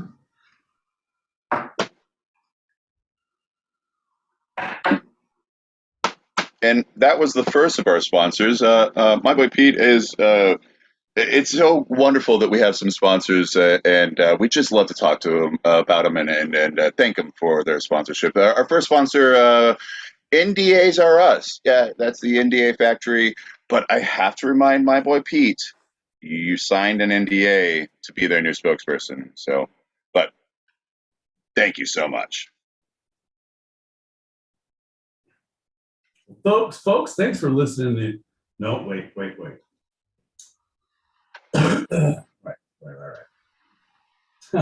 Right, you are, John. And our next sponsor, which John so brilliantly mentioned before, which he so shined a brilliant glaring spotlight on my current situation with my my benefactor. NDAs are us. We don't tell you what to say. We tell you what not to say and how not to say it for how long. It turns out we can have acronyms too. It's not just like IFLSSHA, where they want to take away our rights to not say yes, to no say no, to maybe don't talk about it for, I don't know, 16, 20, 24 years until we're all past it. Maybe it's better if we just stuff those NDA objections down, just like the secrets and hurts that we stuff down with those NDAs. Let's not talk about them. Let's not think about them. Brought to you by NDAs are us. Did I do good? Shit.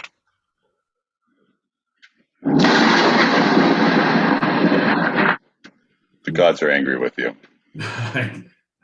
We'll try to get them back later. But we want to move on to our next sponsor. We thank you so much to Self-Erasing Memories. Self-Erasing Memories. Thanks so much. Now, you remember their slogan, my boy Pete, right? Self-erasing memories. Huh? I'm pretty sure. Folks, if you like all those good thoughts and you know they were special, but you don't want to tell your friends, family, and parole officer about them later, because you might need to pass a lie detector test, or you're just embarrassed for those dumb thoughts you've had. Don't be afraid to join now for a low price of $19.95, $95.95. We're rounding up to the nearest 95. You too can have self-erasing memories. You no longer have to say, where is Waldo? Why is Waldo? And how is Waldo? That you've spent the last 7 days thinking about are all gone. Don't have to tell anyone that you are a shallow, dumb person who is addicted to looking for striped features in all of your surroundings. It's okay to be here, because these memories, they too will go. Self-erasing memories. Huh? That's right.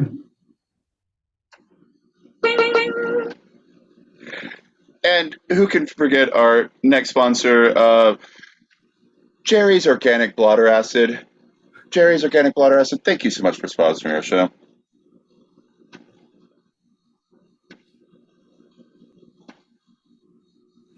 John, is it okay if I just play a recording? Because I didn't want to have anything to do with this, so I actually talked to the spokesperson. I didn't want to bring him in because I felt like it was very dangerous to you, to me, to the lightning guy. I'm on the 12-step program. I know you are. We don't need Jerry's special homegrown blotter acid coming into the studio. All right, just go down to the craft table. All right. So, is it okay if I play the recording for Jerry's homegrown Organic Blotter Acid? Yes, of course. Organic blotter acid? Okay. Here we go.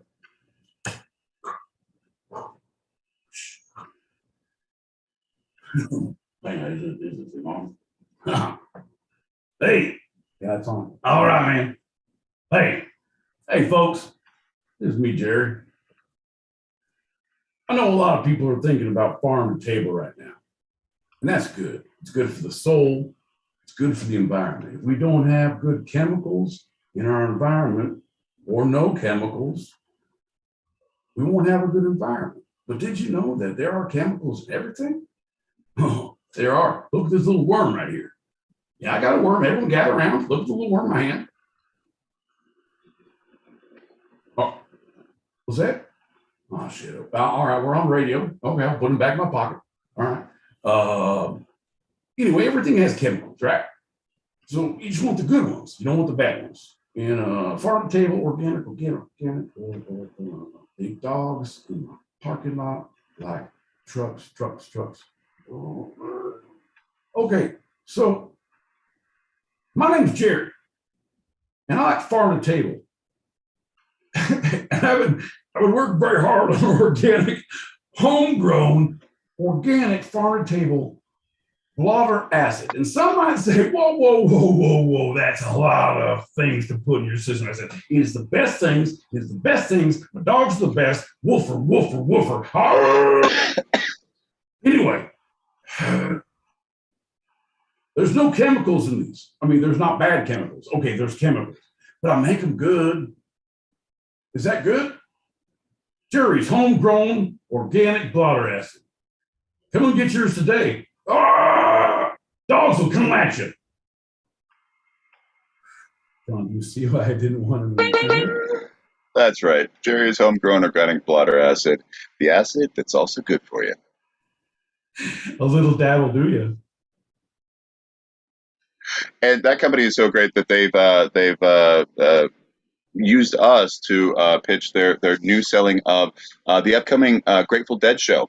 That's right. With all of the original members of the Grateful Dead, you can get tickets to the Grateful Dead show by Jerry's Organic Homegrown Blotter Acid. That's good. That's pretty awesome. Like I'd go to that show. John, do you have a lead on it? Because I feel like John Mayer would open for him or something. I don't know. Am I wrong? Like maybe that's not John Mayer. Maybe that's the homegrown organic blotter acid talking. But I feel like that's John Mayer. Well, he was great friends with Bob Saget, so that would make sense. Yeah. Yeah. I'm just saying. So that's going to lead us to our final segment of the evening. Let's pop these bubbles before we do. Please. All right. Hold on. Oh, I'll do it. No, don't do anything. Don't do anything. Stop. You're gonna fuck shit up. Hell yeah. Sometimes I do marijuana. Toki John smoke. Angela. Oh, girl. That you just lost every single one of your sponsors. I think that's what happened. All gone. God damn it. That's the problem. They let the hosts do the talking. You ain't so talented now, are you, talent?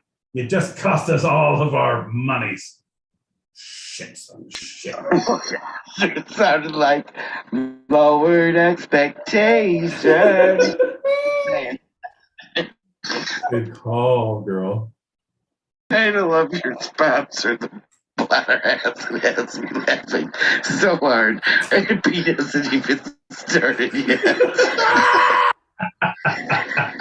Your sponsor.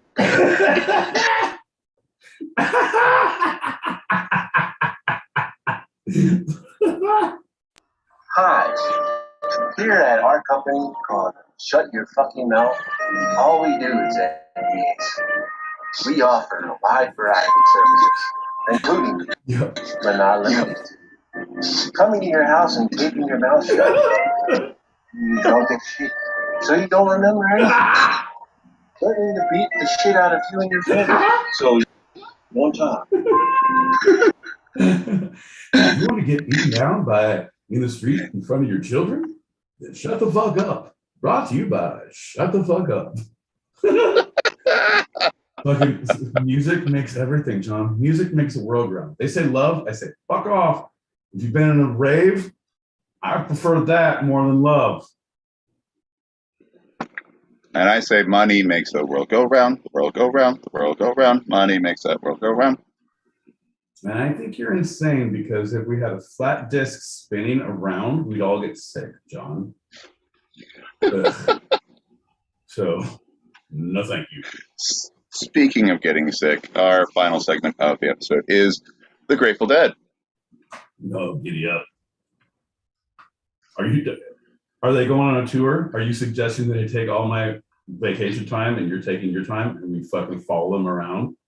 Did we really get sponsored by Jerry's Organic Homegrown Blotter Acid? John, is this your way of telling me you're going on tour? Because I will waive that NDA if this is what's happening. If you're giving me the reveal, if this is like a baby reveal and we can do it without blowing up a field, without starting a whole forest fire, John, is it a boy?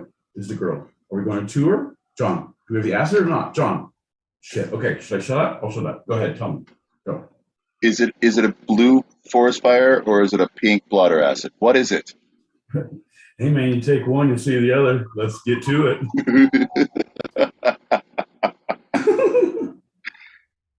So formed as a quintet in California in 1965, the Grateful Dead became as much a folktale as the story from which they drew their name, fusing rock and roll, folk, jazz with avant-garde visual and literary traditions, and virtually inventing a new way to play music in the process. They became one of the most popular, enduring, and influential bands in American history.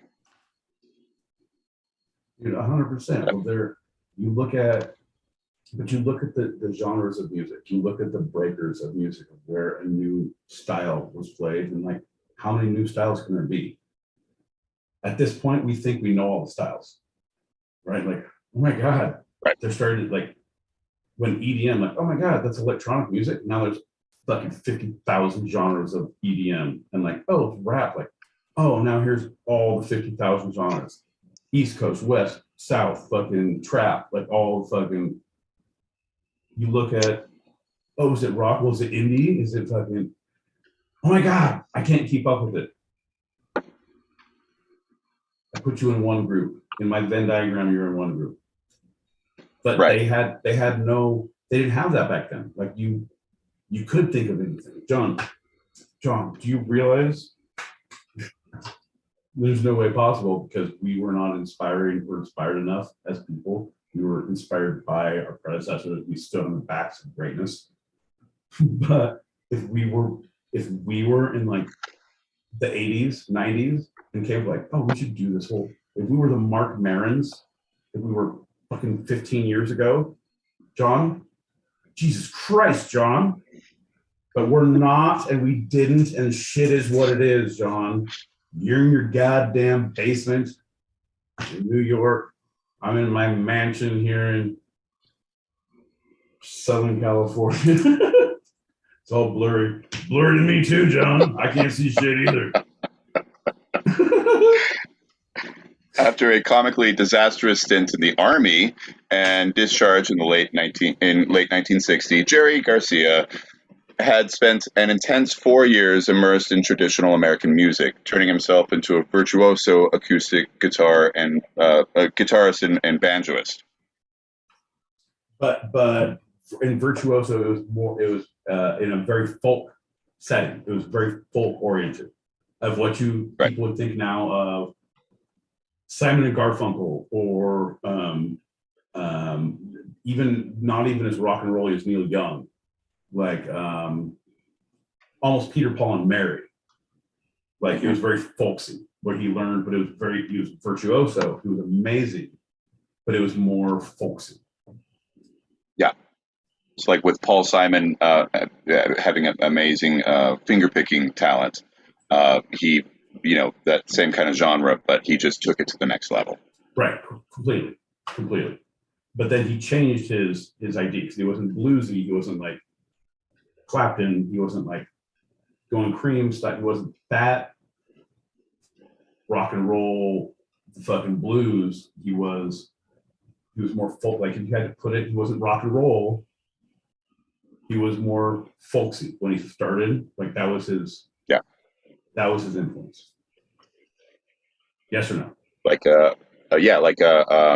Loudon Wainwright III. Correct. Yeah, very.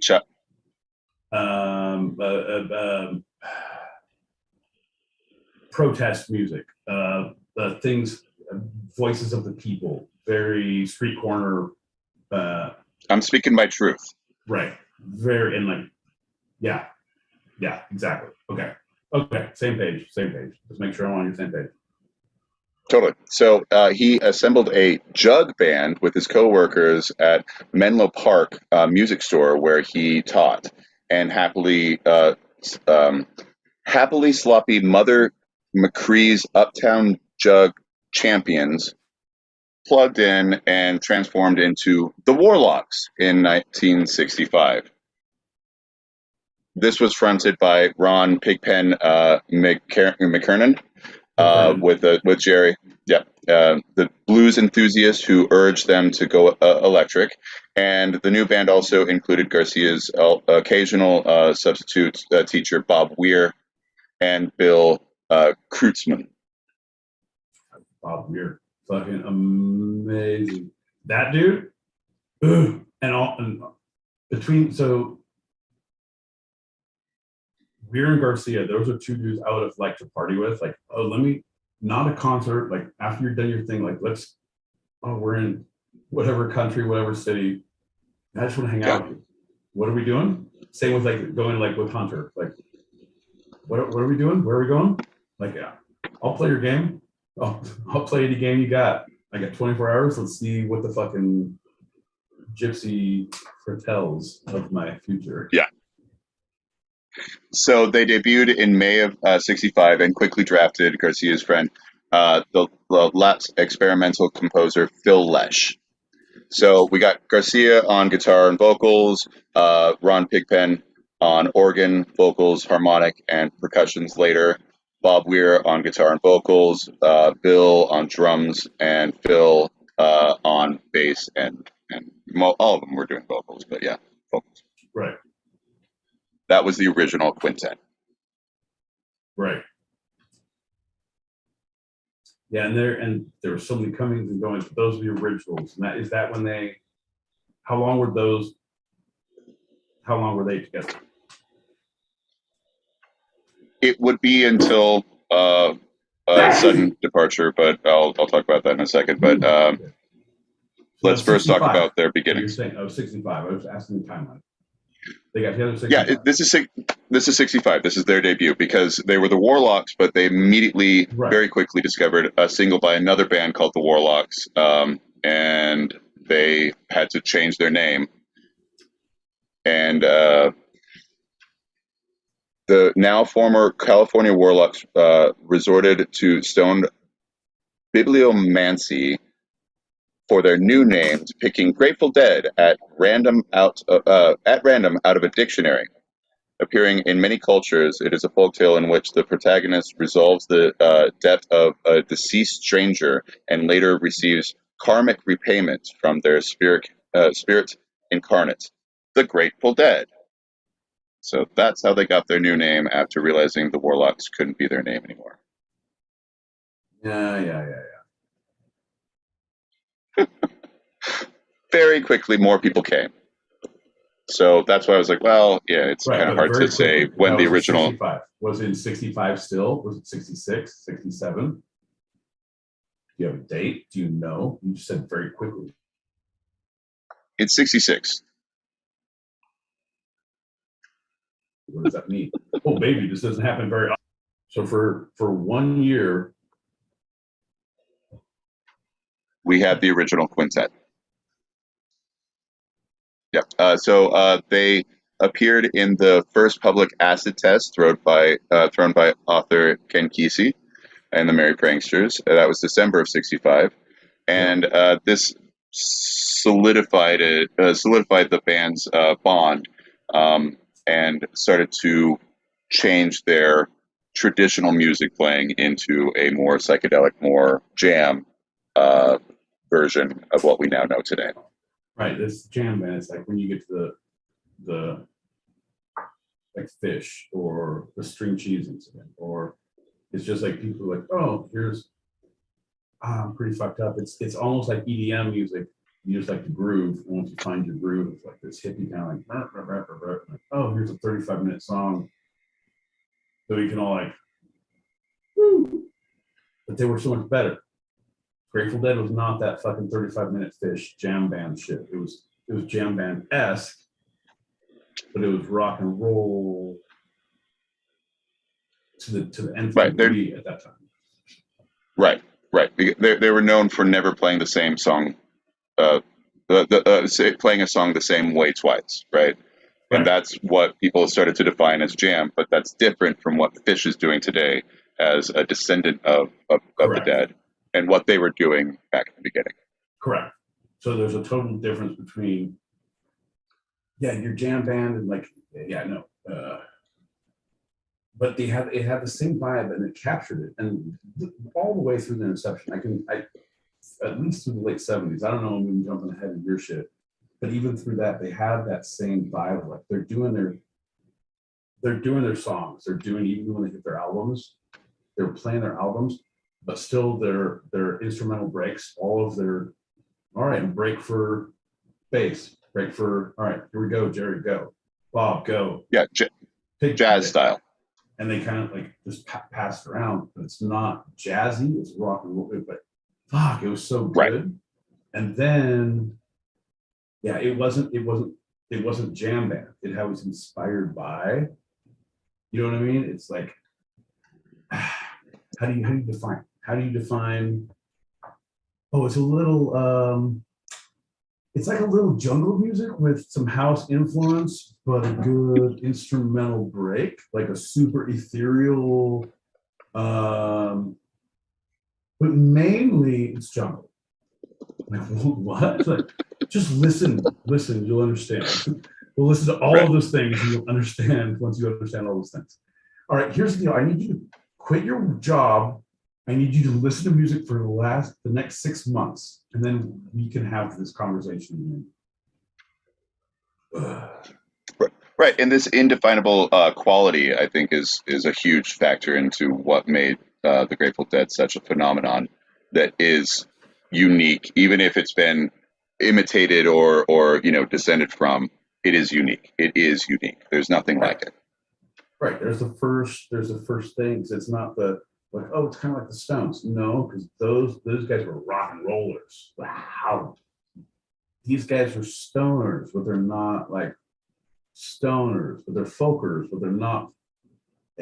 They were the first true genre, and like, they were when they were on Haight Ashbury. There was a lot of different bands. When they were Warlocks, they were playing with, and if you go to those on Haight Ashbury, you'll see all the like, oh, here's signs and here's posters of Warlocks and a bunch of other bands. Like, oh, okay, these other bands never made it. They're playing the same kind of music. So it wasn't like they weren't like, oh, we thought of it. They perfected it. You know what I mean? They were good enough. Like when we started our podcast, John, in 1992, people were like, they're not the best, but they're the only, and they're now our favorite. So they hit that subscribe, they hit that like, they hit that alert, they follow us everywhere. And it's like, that's what we make our bread and butter from. Our sponsors, Jerry's Homegrown Organic Water Acid, alcohol, boozy alcoholic drinks, super good. If we didn't have them, we wouldn't have nobody. So tell your friends, tell your coworkers. 8 o'clock Pacific every Thursday, 11 p.m. Eastern every Tuesday. All right, and both of those are true on opposite days, but meet somewhere in the middle. We'll call it 7 o'clock on a Wednesday. That's not true. Don't tune in. But if you want, I'll give you John's personal information, where he lives, and you can go to his house and see if he wants to hang out on Wednesdays at 7 p.m. Yep, 7 p.m. Pacific, Central. 10 p.m. Eastern. It'll be anyway. Go ahead, John. So I was looking ahead and I was mistaken. So 66, the year later, is when they signed with Warner Brothers and released their first album. 67 is when new people started to come in. So I want to make that correction now and move forward. So the first time was a full-time collaborator, Robert Hunter, and old friend of Garcia's. And then shortly thereafter, in the same year, the band added Mickey Hart. He was drums and percussion, and he helped them realize more of the psychedelic musical vision with the rhythmic intensity and commitment to practice. So, like, if we're going to do it, we're not going to be sloppy. Let's do it right. Did you see? Oh, never mind. I was like, that's gonna. Nope. So I was thinking Mickey Hart. Like, that's not his name. That was a totally different band. I was going to talk about Pink Floyd. Nope, sorry. A year later, 1 year later, Tom Constantine 78. joined for keyboards. And that was the same year Keanu Reeves was born, and they started writing Constantine. Coincidence? I think not. Continue, John. he would depart 12 months later, but this new lineup of having keyboards would again shift the music and expand the music of the Grateful Dead from then on. Oh yeah, well, Constantine couldn't handle drugs. That's one of the things. Like, dude, if you can't handle Uncle Jerry's homegrown farm-table organic water acid in your Wheaties, we do not want you touring with us. We do not want you playing with us. We do not want you eating our Uncle Jerry's homegrown organic blotter acid. But before you go, would you like some Uncle Jerry's homegrown organic blotter acid? You already asked this. Are you the devil? You got to tell me if you're the devil. That's the law. Or a cop. Thanks, folks. No. We're So sponsors as we go. we've lost them all already. We'll get more. That's fine. So Bob Weir upped the output of new songwriting with the partner John Perry Barlow. And for the next half decade, early 70s into mid 70s, this was considered the band's most creative output. Weir Barlow? Really? It wasn't Weir and Garcia? Well, Garcia was also involved, totally, but Barlow coming in as another influence in the songwriting. So Garcia was still fully involved, and Weir, and now Barlow, though he wasn't part of the production. He wasn't in the band. He was a writer. Right. Here's the deal, John. He's a writer. I feel like what you're suggesting, again, you first talked about our NDA in not so many words, and now you want to introduce a third in your relationship who's just a writer. I was like, John, I don't know how I feel about that. I feel like we can do all the heavy lifting ourselves. And if you feel like we can't, we need to bring someone in who's going to bring a fresh approach. And that, when people look back on the two-sided podcast, and that is when they hit their stride. Once they got the magic button, the Goldstein. I know you have a friend picked out. Fuck you, John. All right, go ahead. In 72, a major tour with the return of Pigpen. He left for 2 years, comes back. It was a huge phenomenon. They released several live albums because of it, and it eventually yielded a box set featuring every single show from that tour. It was also Pigpen's last outing. He died in spring of 73 at the age of 27, and he was the first of the Grateful Dead to be gone.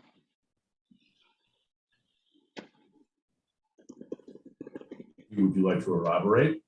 or would you like me to elaborate? Or because when they did the whole thing, you could talk about the tour and what was there, what was the influences, but would you like to elaborate?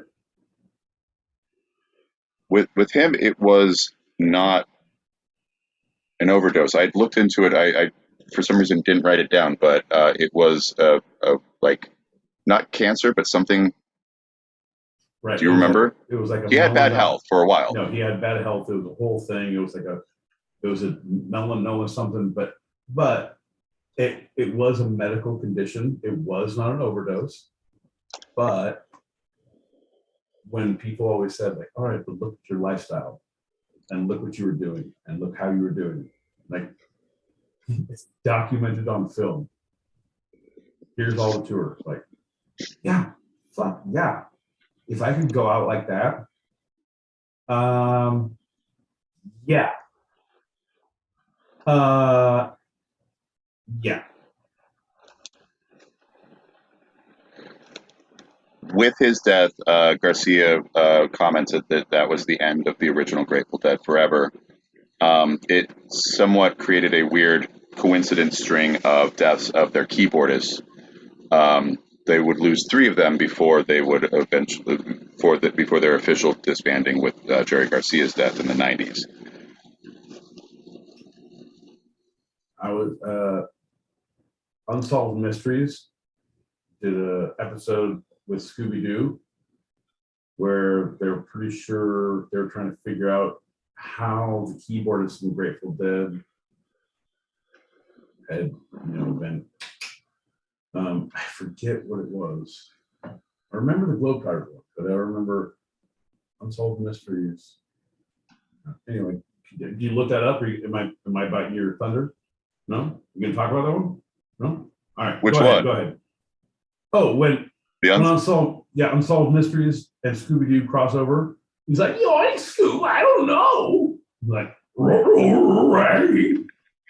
Looks like they got another keyboardist again. Whoa.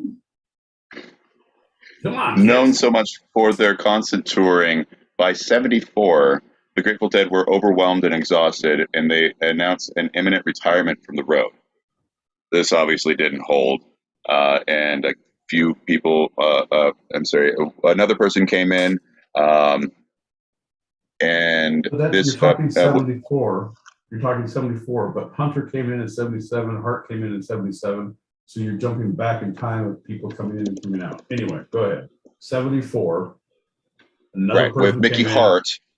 Mickey Hart was the one who came in at that moment, and they created 76, right? Yeah.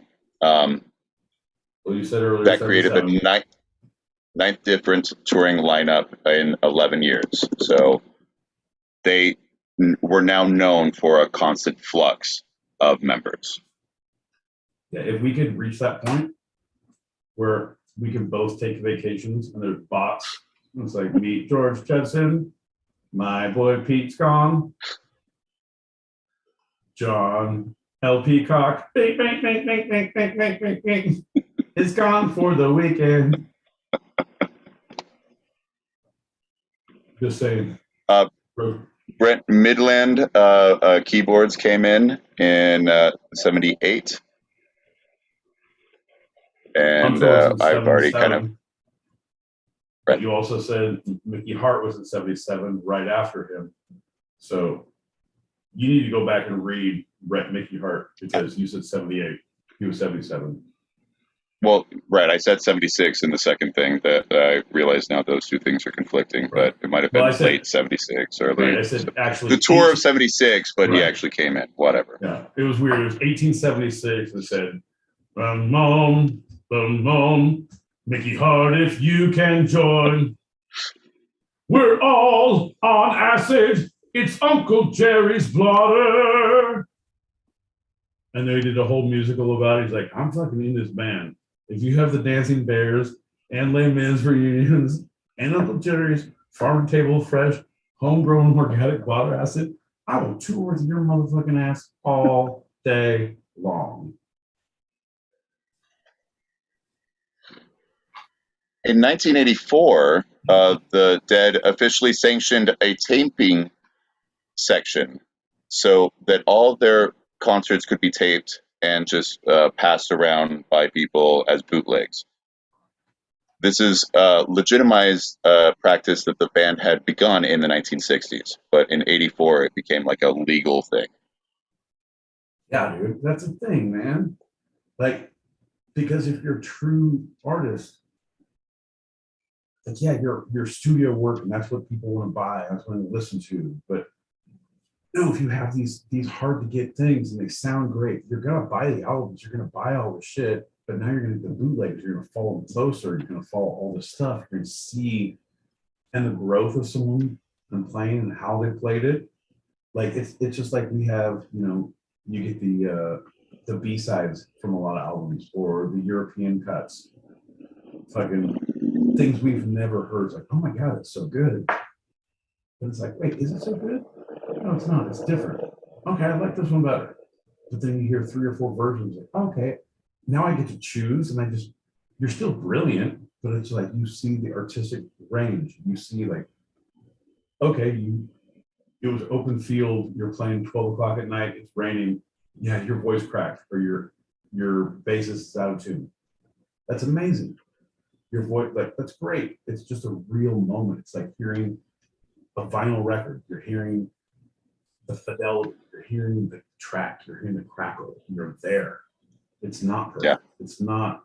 You're hearing the people cough in the audience. Right. Yeah. We don't say you have to wear a mask, but we ask that you do. Also, all of our masks are laced with Uncle Jerry's farm-to-table blotter acid and iocane powder, a small little dose, which will knock you down. You'll see. Anyway. So in 1987, their 12th studio album, In the Dark, the Dead scored the only top 10 hit of their entire career with Touch of Grey. And it followed this unexpected MTV success from the videos that were made for it. And they went from large venues into stadiums for their tours. And that was not, I mean, it was a good song. It was good. But like anything to put them on the map, you know? Yep. Yeah, I mean, Shakedown Street, Scarlet Begonias, there's so many others that are fantastic, but that was the one that actually hit the top 10 on that album. in its time. Yeah. In its time, yeah. Yeah, you know, so just like I found Vanilla Ice when I heard Play That Funky Music. I said, this guy has upper management written all over him. And then I heard Ice Ice Baby, and I was like, wow. I knew him from Play That Funky Music. And then I was flabbergasted, John. And I said, whoa, I think I've heard this song before. And then turns out, nope, totally different. It had a sh in it. And I've never heard it, and it's rap.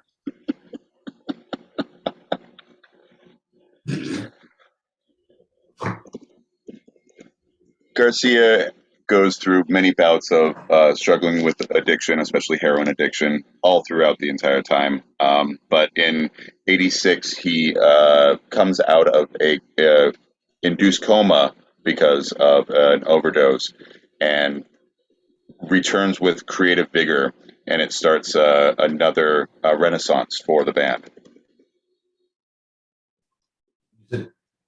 You said 86? Yeah, and I jumped back a little bit. I was talking about the album. It's great. No, it's great. Touch of Grey, 87. Because, right. Hey, most people are like, hey, he had a problem with addiction. He went to the hospital, 1986. Woke up from an induced coma from his heroin addiction. He was inspired with this bout of creativity, which led him to do the most amazing thing. In 1987, they had Touch of Grey, which reached the top 10. It reinvigorated their career. They went from playing small, large stadiums to big, ultimate corporate venues. I think I'm getting all these words right. Your Honor, I'd like to treat John L. Peacock as a hostile witness. I hear things, I don't process them. Get them in order, John. 86, 87. Let's do it again. So anyway, he had a drug problem. He grew out of his drug, didn't grow out of it. He was inspired by it and had a beautiful top 10 hit in 87. Yeah. And then, they did great. And moving into 90, 91, 2, 3, 4, 5, just going to jump to the popularity of 95 was growing beyond manageable proportions. There was a very troubled summer tour. The band had introduced nearly an album's worth of new material into their live repertoire, but like the first songs that they introduced, it never made it into a proper album. So we only have live versions of them. And again, fighting sickness of addiction, Garcia died in Marin County Rehab Clinic in August of 95. And that was Marin, you would know, SoCal. 4 months later, the Grateful Dead officially dissolved. Where is it? San Francisco. It's across the bay in San Francisco, Marin County. Where he's from. So it makes sense. Weird. Yeah. Hey, John, super fan, SoCal boy, lives in Harlem. You know, fucking uptown boy, living in your uptown toys.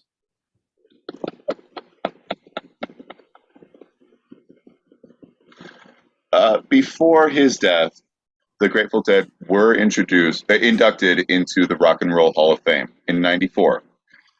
Their introduction was as such, quote, no band embodied the psychedelic rock era expanding countercultural vibe better than the Grateful Dead.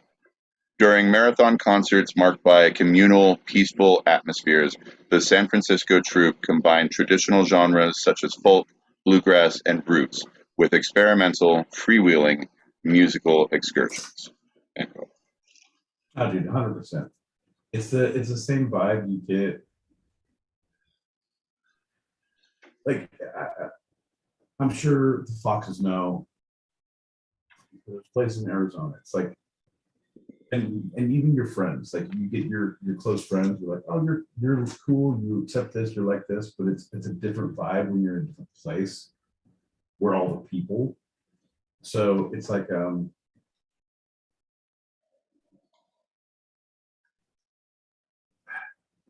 okay, going to Haight-Ashbury, the music scene there, or going to Joshua Tree here out in Southern California, like going to a festival out there, like a 3-day festival, it just changes your mind about like, okay, it's like a rave. You go to raves, like, all right, here's a lot of fucked up people and some cool people and some shitty people. Like, there's good people, there's fucked up people. But you go way out in the middle of nowhere, or you go to the weird hippie spot where people are like, they're too weird for the fucked up people to come. Like, we ain't fucking with them. Like, there's nothing for us there. There's nothing. It's too weird. Like, unless you like to get down like that. And once you get down like that, like, it changes your attitude. Like, you can't do that and then like, fuck you, like, you're not bringing drama to the party after you cross that threshold, and you're only coming there because you leave. Like, it just, yeah. So to see that kind of idea in those places, and like, it would be amazing to have seen those things, because now you go see these great bands like the Eagles. Who did you just go see? You went and saw. Who did you go see? Neil Young. No, who did you see? I just went and saw Dead and Co. So that's Bill with John Mayer, right? Yeah, there you go. Okay, so I guess that's a full circle, because I was like, yeah, it's good, but it doesn't do the same things. Like, oh, here's a touring concert in a big coliseum that's paid for by Ticketmaster, that has fucking bullshit t-shirts that is going to bust me for smoking weed. that all these, everything that is against what they stand for, what I listen to their music for, what their whole society, everything was for, that we're now doing this with less of the band that ever was around. Like, hey guys, you want to watch the Star Wars movies and watch this orchestra play the hits, John Williams style? Like, yeah. You want to pay $120 for it? Yeah. What the fuck is that about? That's idiot. That's an idiot move. Like, why? Here's one dude who smoked weed with Jerry Garcia once, and here's two other dudes who once hung out with him. Well, it's Bob Weir and I know. Okay. Bob Weir's right. great. I know. I'm belittling the whole thing to talk down to it. Bob Weir is amazing. If you would say Bob Weir and John Mayer, you can't say, and they're saying Dead and Co. But well, Bob and Weir's Bill not dead, Kreutzmann, right? Right, but they're not dead. They're not the dead. Like the dead died with Jerry Garcia. Right. That's why they're not the dead. Jerry, right. Right. They should be. Well, on that note, I mean, you're bringing me perfectly to this. The spin-off bands from having at least one original or one member of the Dead from 65 to 95. Are you going to say? Do you realize? No. There's such a huge list. Right. I'm just going to say the ones that are currently still going are Dead and Co. and the Phil Lesh and Friends. Right, but do you realize that anyone who's making these bands, that it's all a money grab? Of like, you like these songs? My cousin's uncle played once for their roadie's friend. Woo! Scarlet Begonias. Bullshit, bro. Like, unless it's a money grab, it's bullshit. Like, yeah, and John Mayer is on board with Weir, with Bob. But at the same time, like, and Bill, yeah. Well, he apparently the legend is in 2011 he was on Pandora and one of their songs randomly came on and he's like, I only listened to Dead after that. He learned their entire repertoire and then went to Bob and was like, can I do one show with you? And they jammed and they're like, oh, this works out, and that's what led into Dead and Co. in 2015. Sounds like all a big fucking fat lie, John. I don't believe in that heartfelt shit. Pandora. Because I'm on Jerry's homegrown organic blotter acid, and I see big dogs coming out of the woodwork saying nay to your nays of say. Okie dokie, folks. Thanks for tuning in. What else you got for me, John? What else you got? A side note that I thought was cool enough to put in: other musicians or bands inducted in 1994 to the Rock and Roll Hall of Fame. The Animals, the band, Willie Dixon, Duane Eddy, Elton John, John Lennon, both John Lennon and Bob Marley. Both of those were obviously posthumously. Johnny Otis and Rod Stewart. They were their fellow inductees. Yeah. Well, John, there is House, the Rising Sun. Right? I don't know. No. Which is funny because that's a standard, and Bob was like, "My version was also pretty good. Why'd they choose the Animals?" Fuck you, because the Animals were the best. Also, yep, it was a great version. Right? Also, every time you talk, I say no and shake my head. Take a load. Don't think twice. It's all right. Take a load off Johnny. Take a load for free. Take a load off Johnny. And you put the load right on me. Tell them, the band. Yeah, I love that. They were so great that the band was like, we're going to just be a band without Bob. And they still got inducted really early on. Did you watch anyone who's listening, you're going to watch I believe it's on Netflix, I want to say, or Amazon, but it's called The Last Dance. and it's Martin Scorsese, a documentary about the band, their last concert, and it's live and it's all the film and all the shit he edited together about the band. Woo, that's awesome. Shit, boy. Because you see,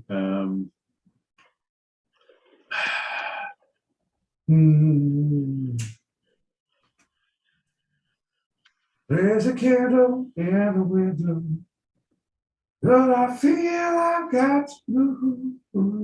CCR. Credence. There you go. He was on. They had him come out. John Fogerty? John Fogerty. Nice. Credence is like, my friend Credence. That guy, Credence, yeah. That's how great. He's got some wonderful weed. I check into every motel when I'm going on tour. My name is Clearwater. Clearence. This is my brother Clarence. Clarence and Credence Clearwater. That's right, the Clearwater Boys. Here for We're part of a revival. Shit, we're gonna get mobbed at the motel again. Hey, there's way too much to say about the Grateful Dead, even with having only one top 10 hit in their 30-year career, and with all the spin-offs that are lasting even to today.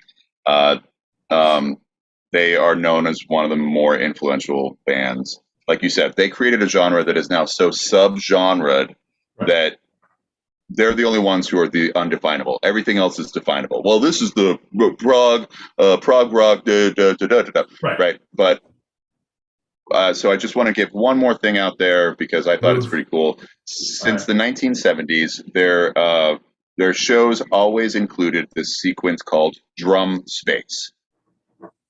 During the segment of their concert, drummers Mickey Hart and Bill Kreutzmann, collectively known as the Rhythm Devils, played a lengthy drum solo, not only using their drum sets, but usually predominant use of other percussion instruments as well.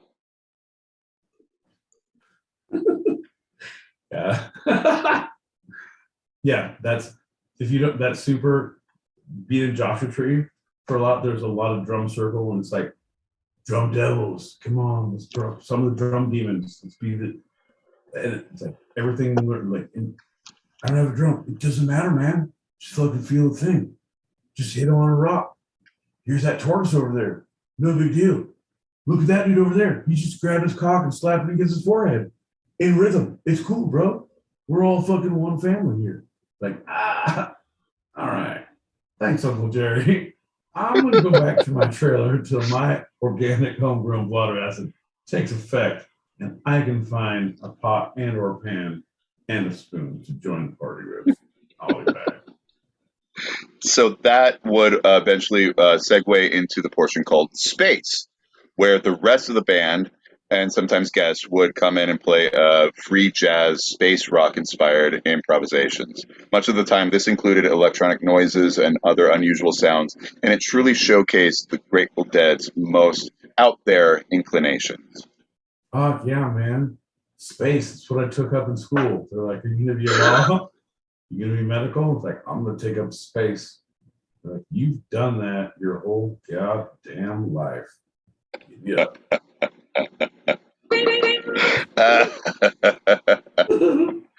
And that's the Dead. That's there's so much more, but that's what I got. All right, well, here's the deal.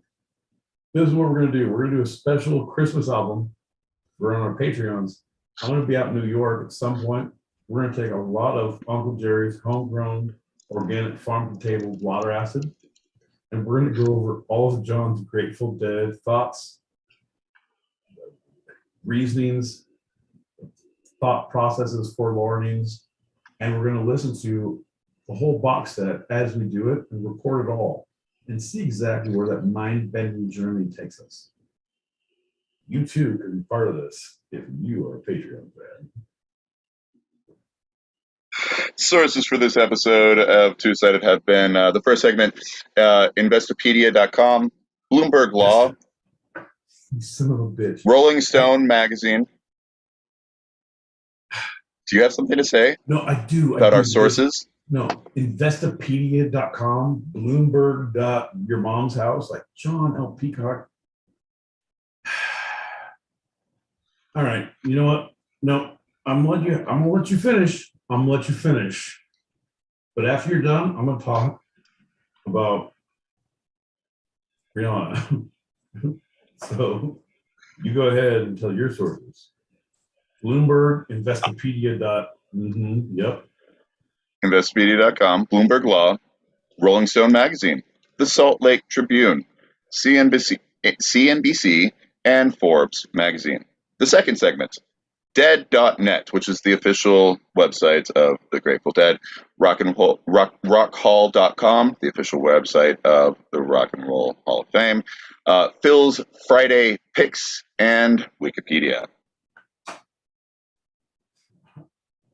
That's a lot of facts, John. All of my retorts have been brought to you by my cousin I talked to down in the corner, Craig, this dude I buy weed from. My goddamn intellect, because I think all the things you say are fucking way off kilter. And also my therapist. Shout out to Big Craig. I also buy weed from Craig. It's weird. It's weird. My boy Pete and John L. Peacock. Is it homoerotic for me to say I've been into you guys the past? Not at all. I'm just kidding, man. I've been drinking, chilling, and I'm gonna smoke out. Hold on, let me tell my son. Get the hell out of here! I'm kidding. I'm joining him. Keep it going. Brother, fuck yeah. We drink when we can, we smoke when we can. And as John says, like, hey man, everyone is everyone, everything is everything. We all are people. I look at it as like, And on that note, let's drink. Can we drink heavily? Look at this, John. Look at this. I goddamn beat you to it. I already have them poured. I was just Nice. waiting. After we've gone through our whole sponsors, I didn't know what to do. Here we go. Let's drink. Uncle Leo. Thanks, Uncle Leo. Yeah. Fucking Doc Bay. Mine Fox MFA. Oh shit, Foxy Lady's coming in too. Somebody's got bandwidth of this motherfucker. Oh, this is my girl. Spawn band. All right, folks, drink. We got them. Cheers to you, John. For everyone drinking at home. There you go. Cheers. Yeah, if not, drink at work when you listen to some Spotify. Needs that fucking job. Oh, hey, my boy Pete, before we go, is there anything from this episode that you'd like to take a second look at, a second glance, a second opinion? This is my boy Pete's Retraction Corner. I'd like to take a second look at your shirt because you went to the shirt, you bought the concert, you're wearing it to our show, flip it, reverse it.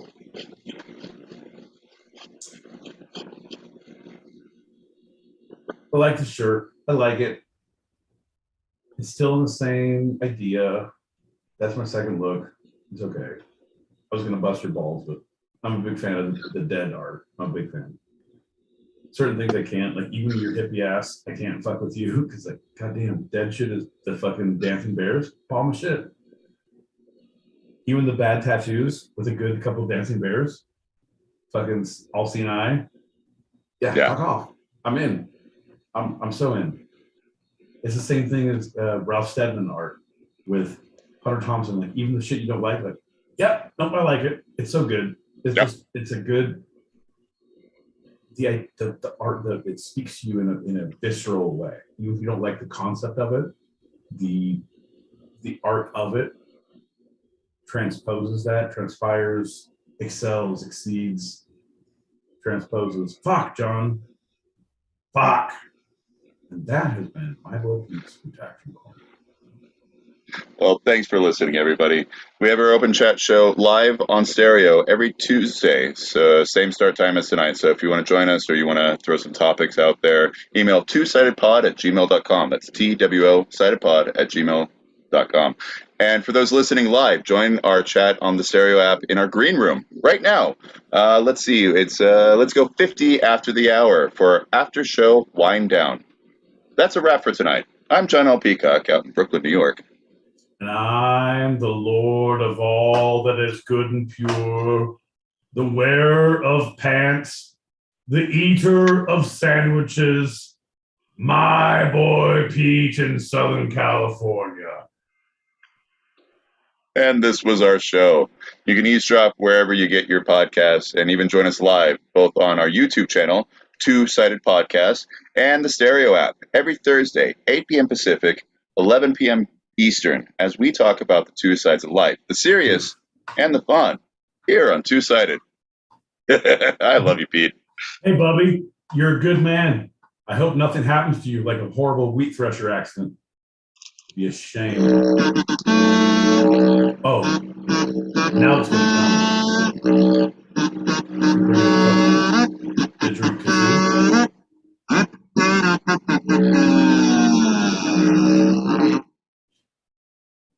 Fuck you very much, John. You're the worst ever.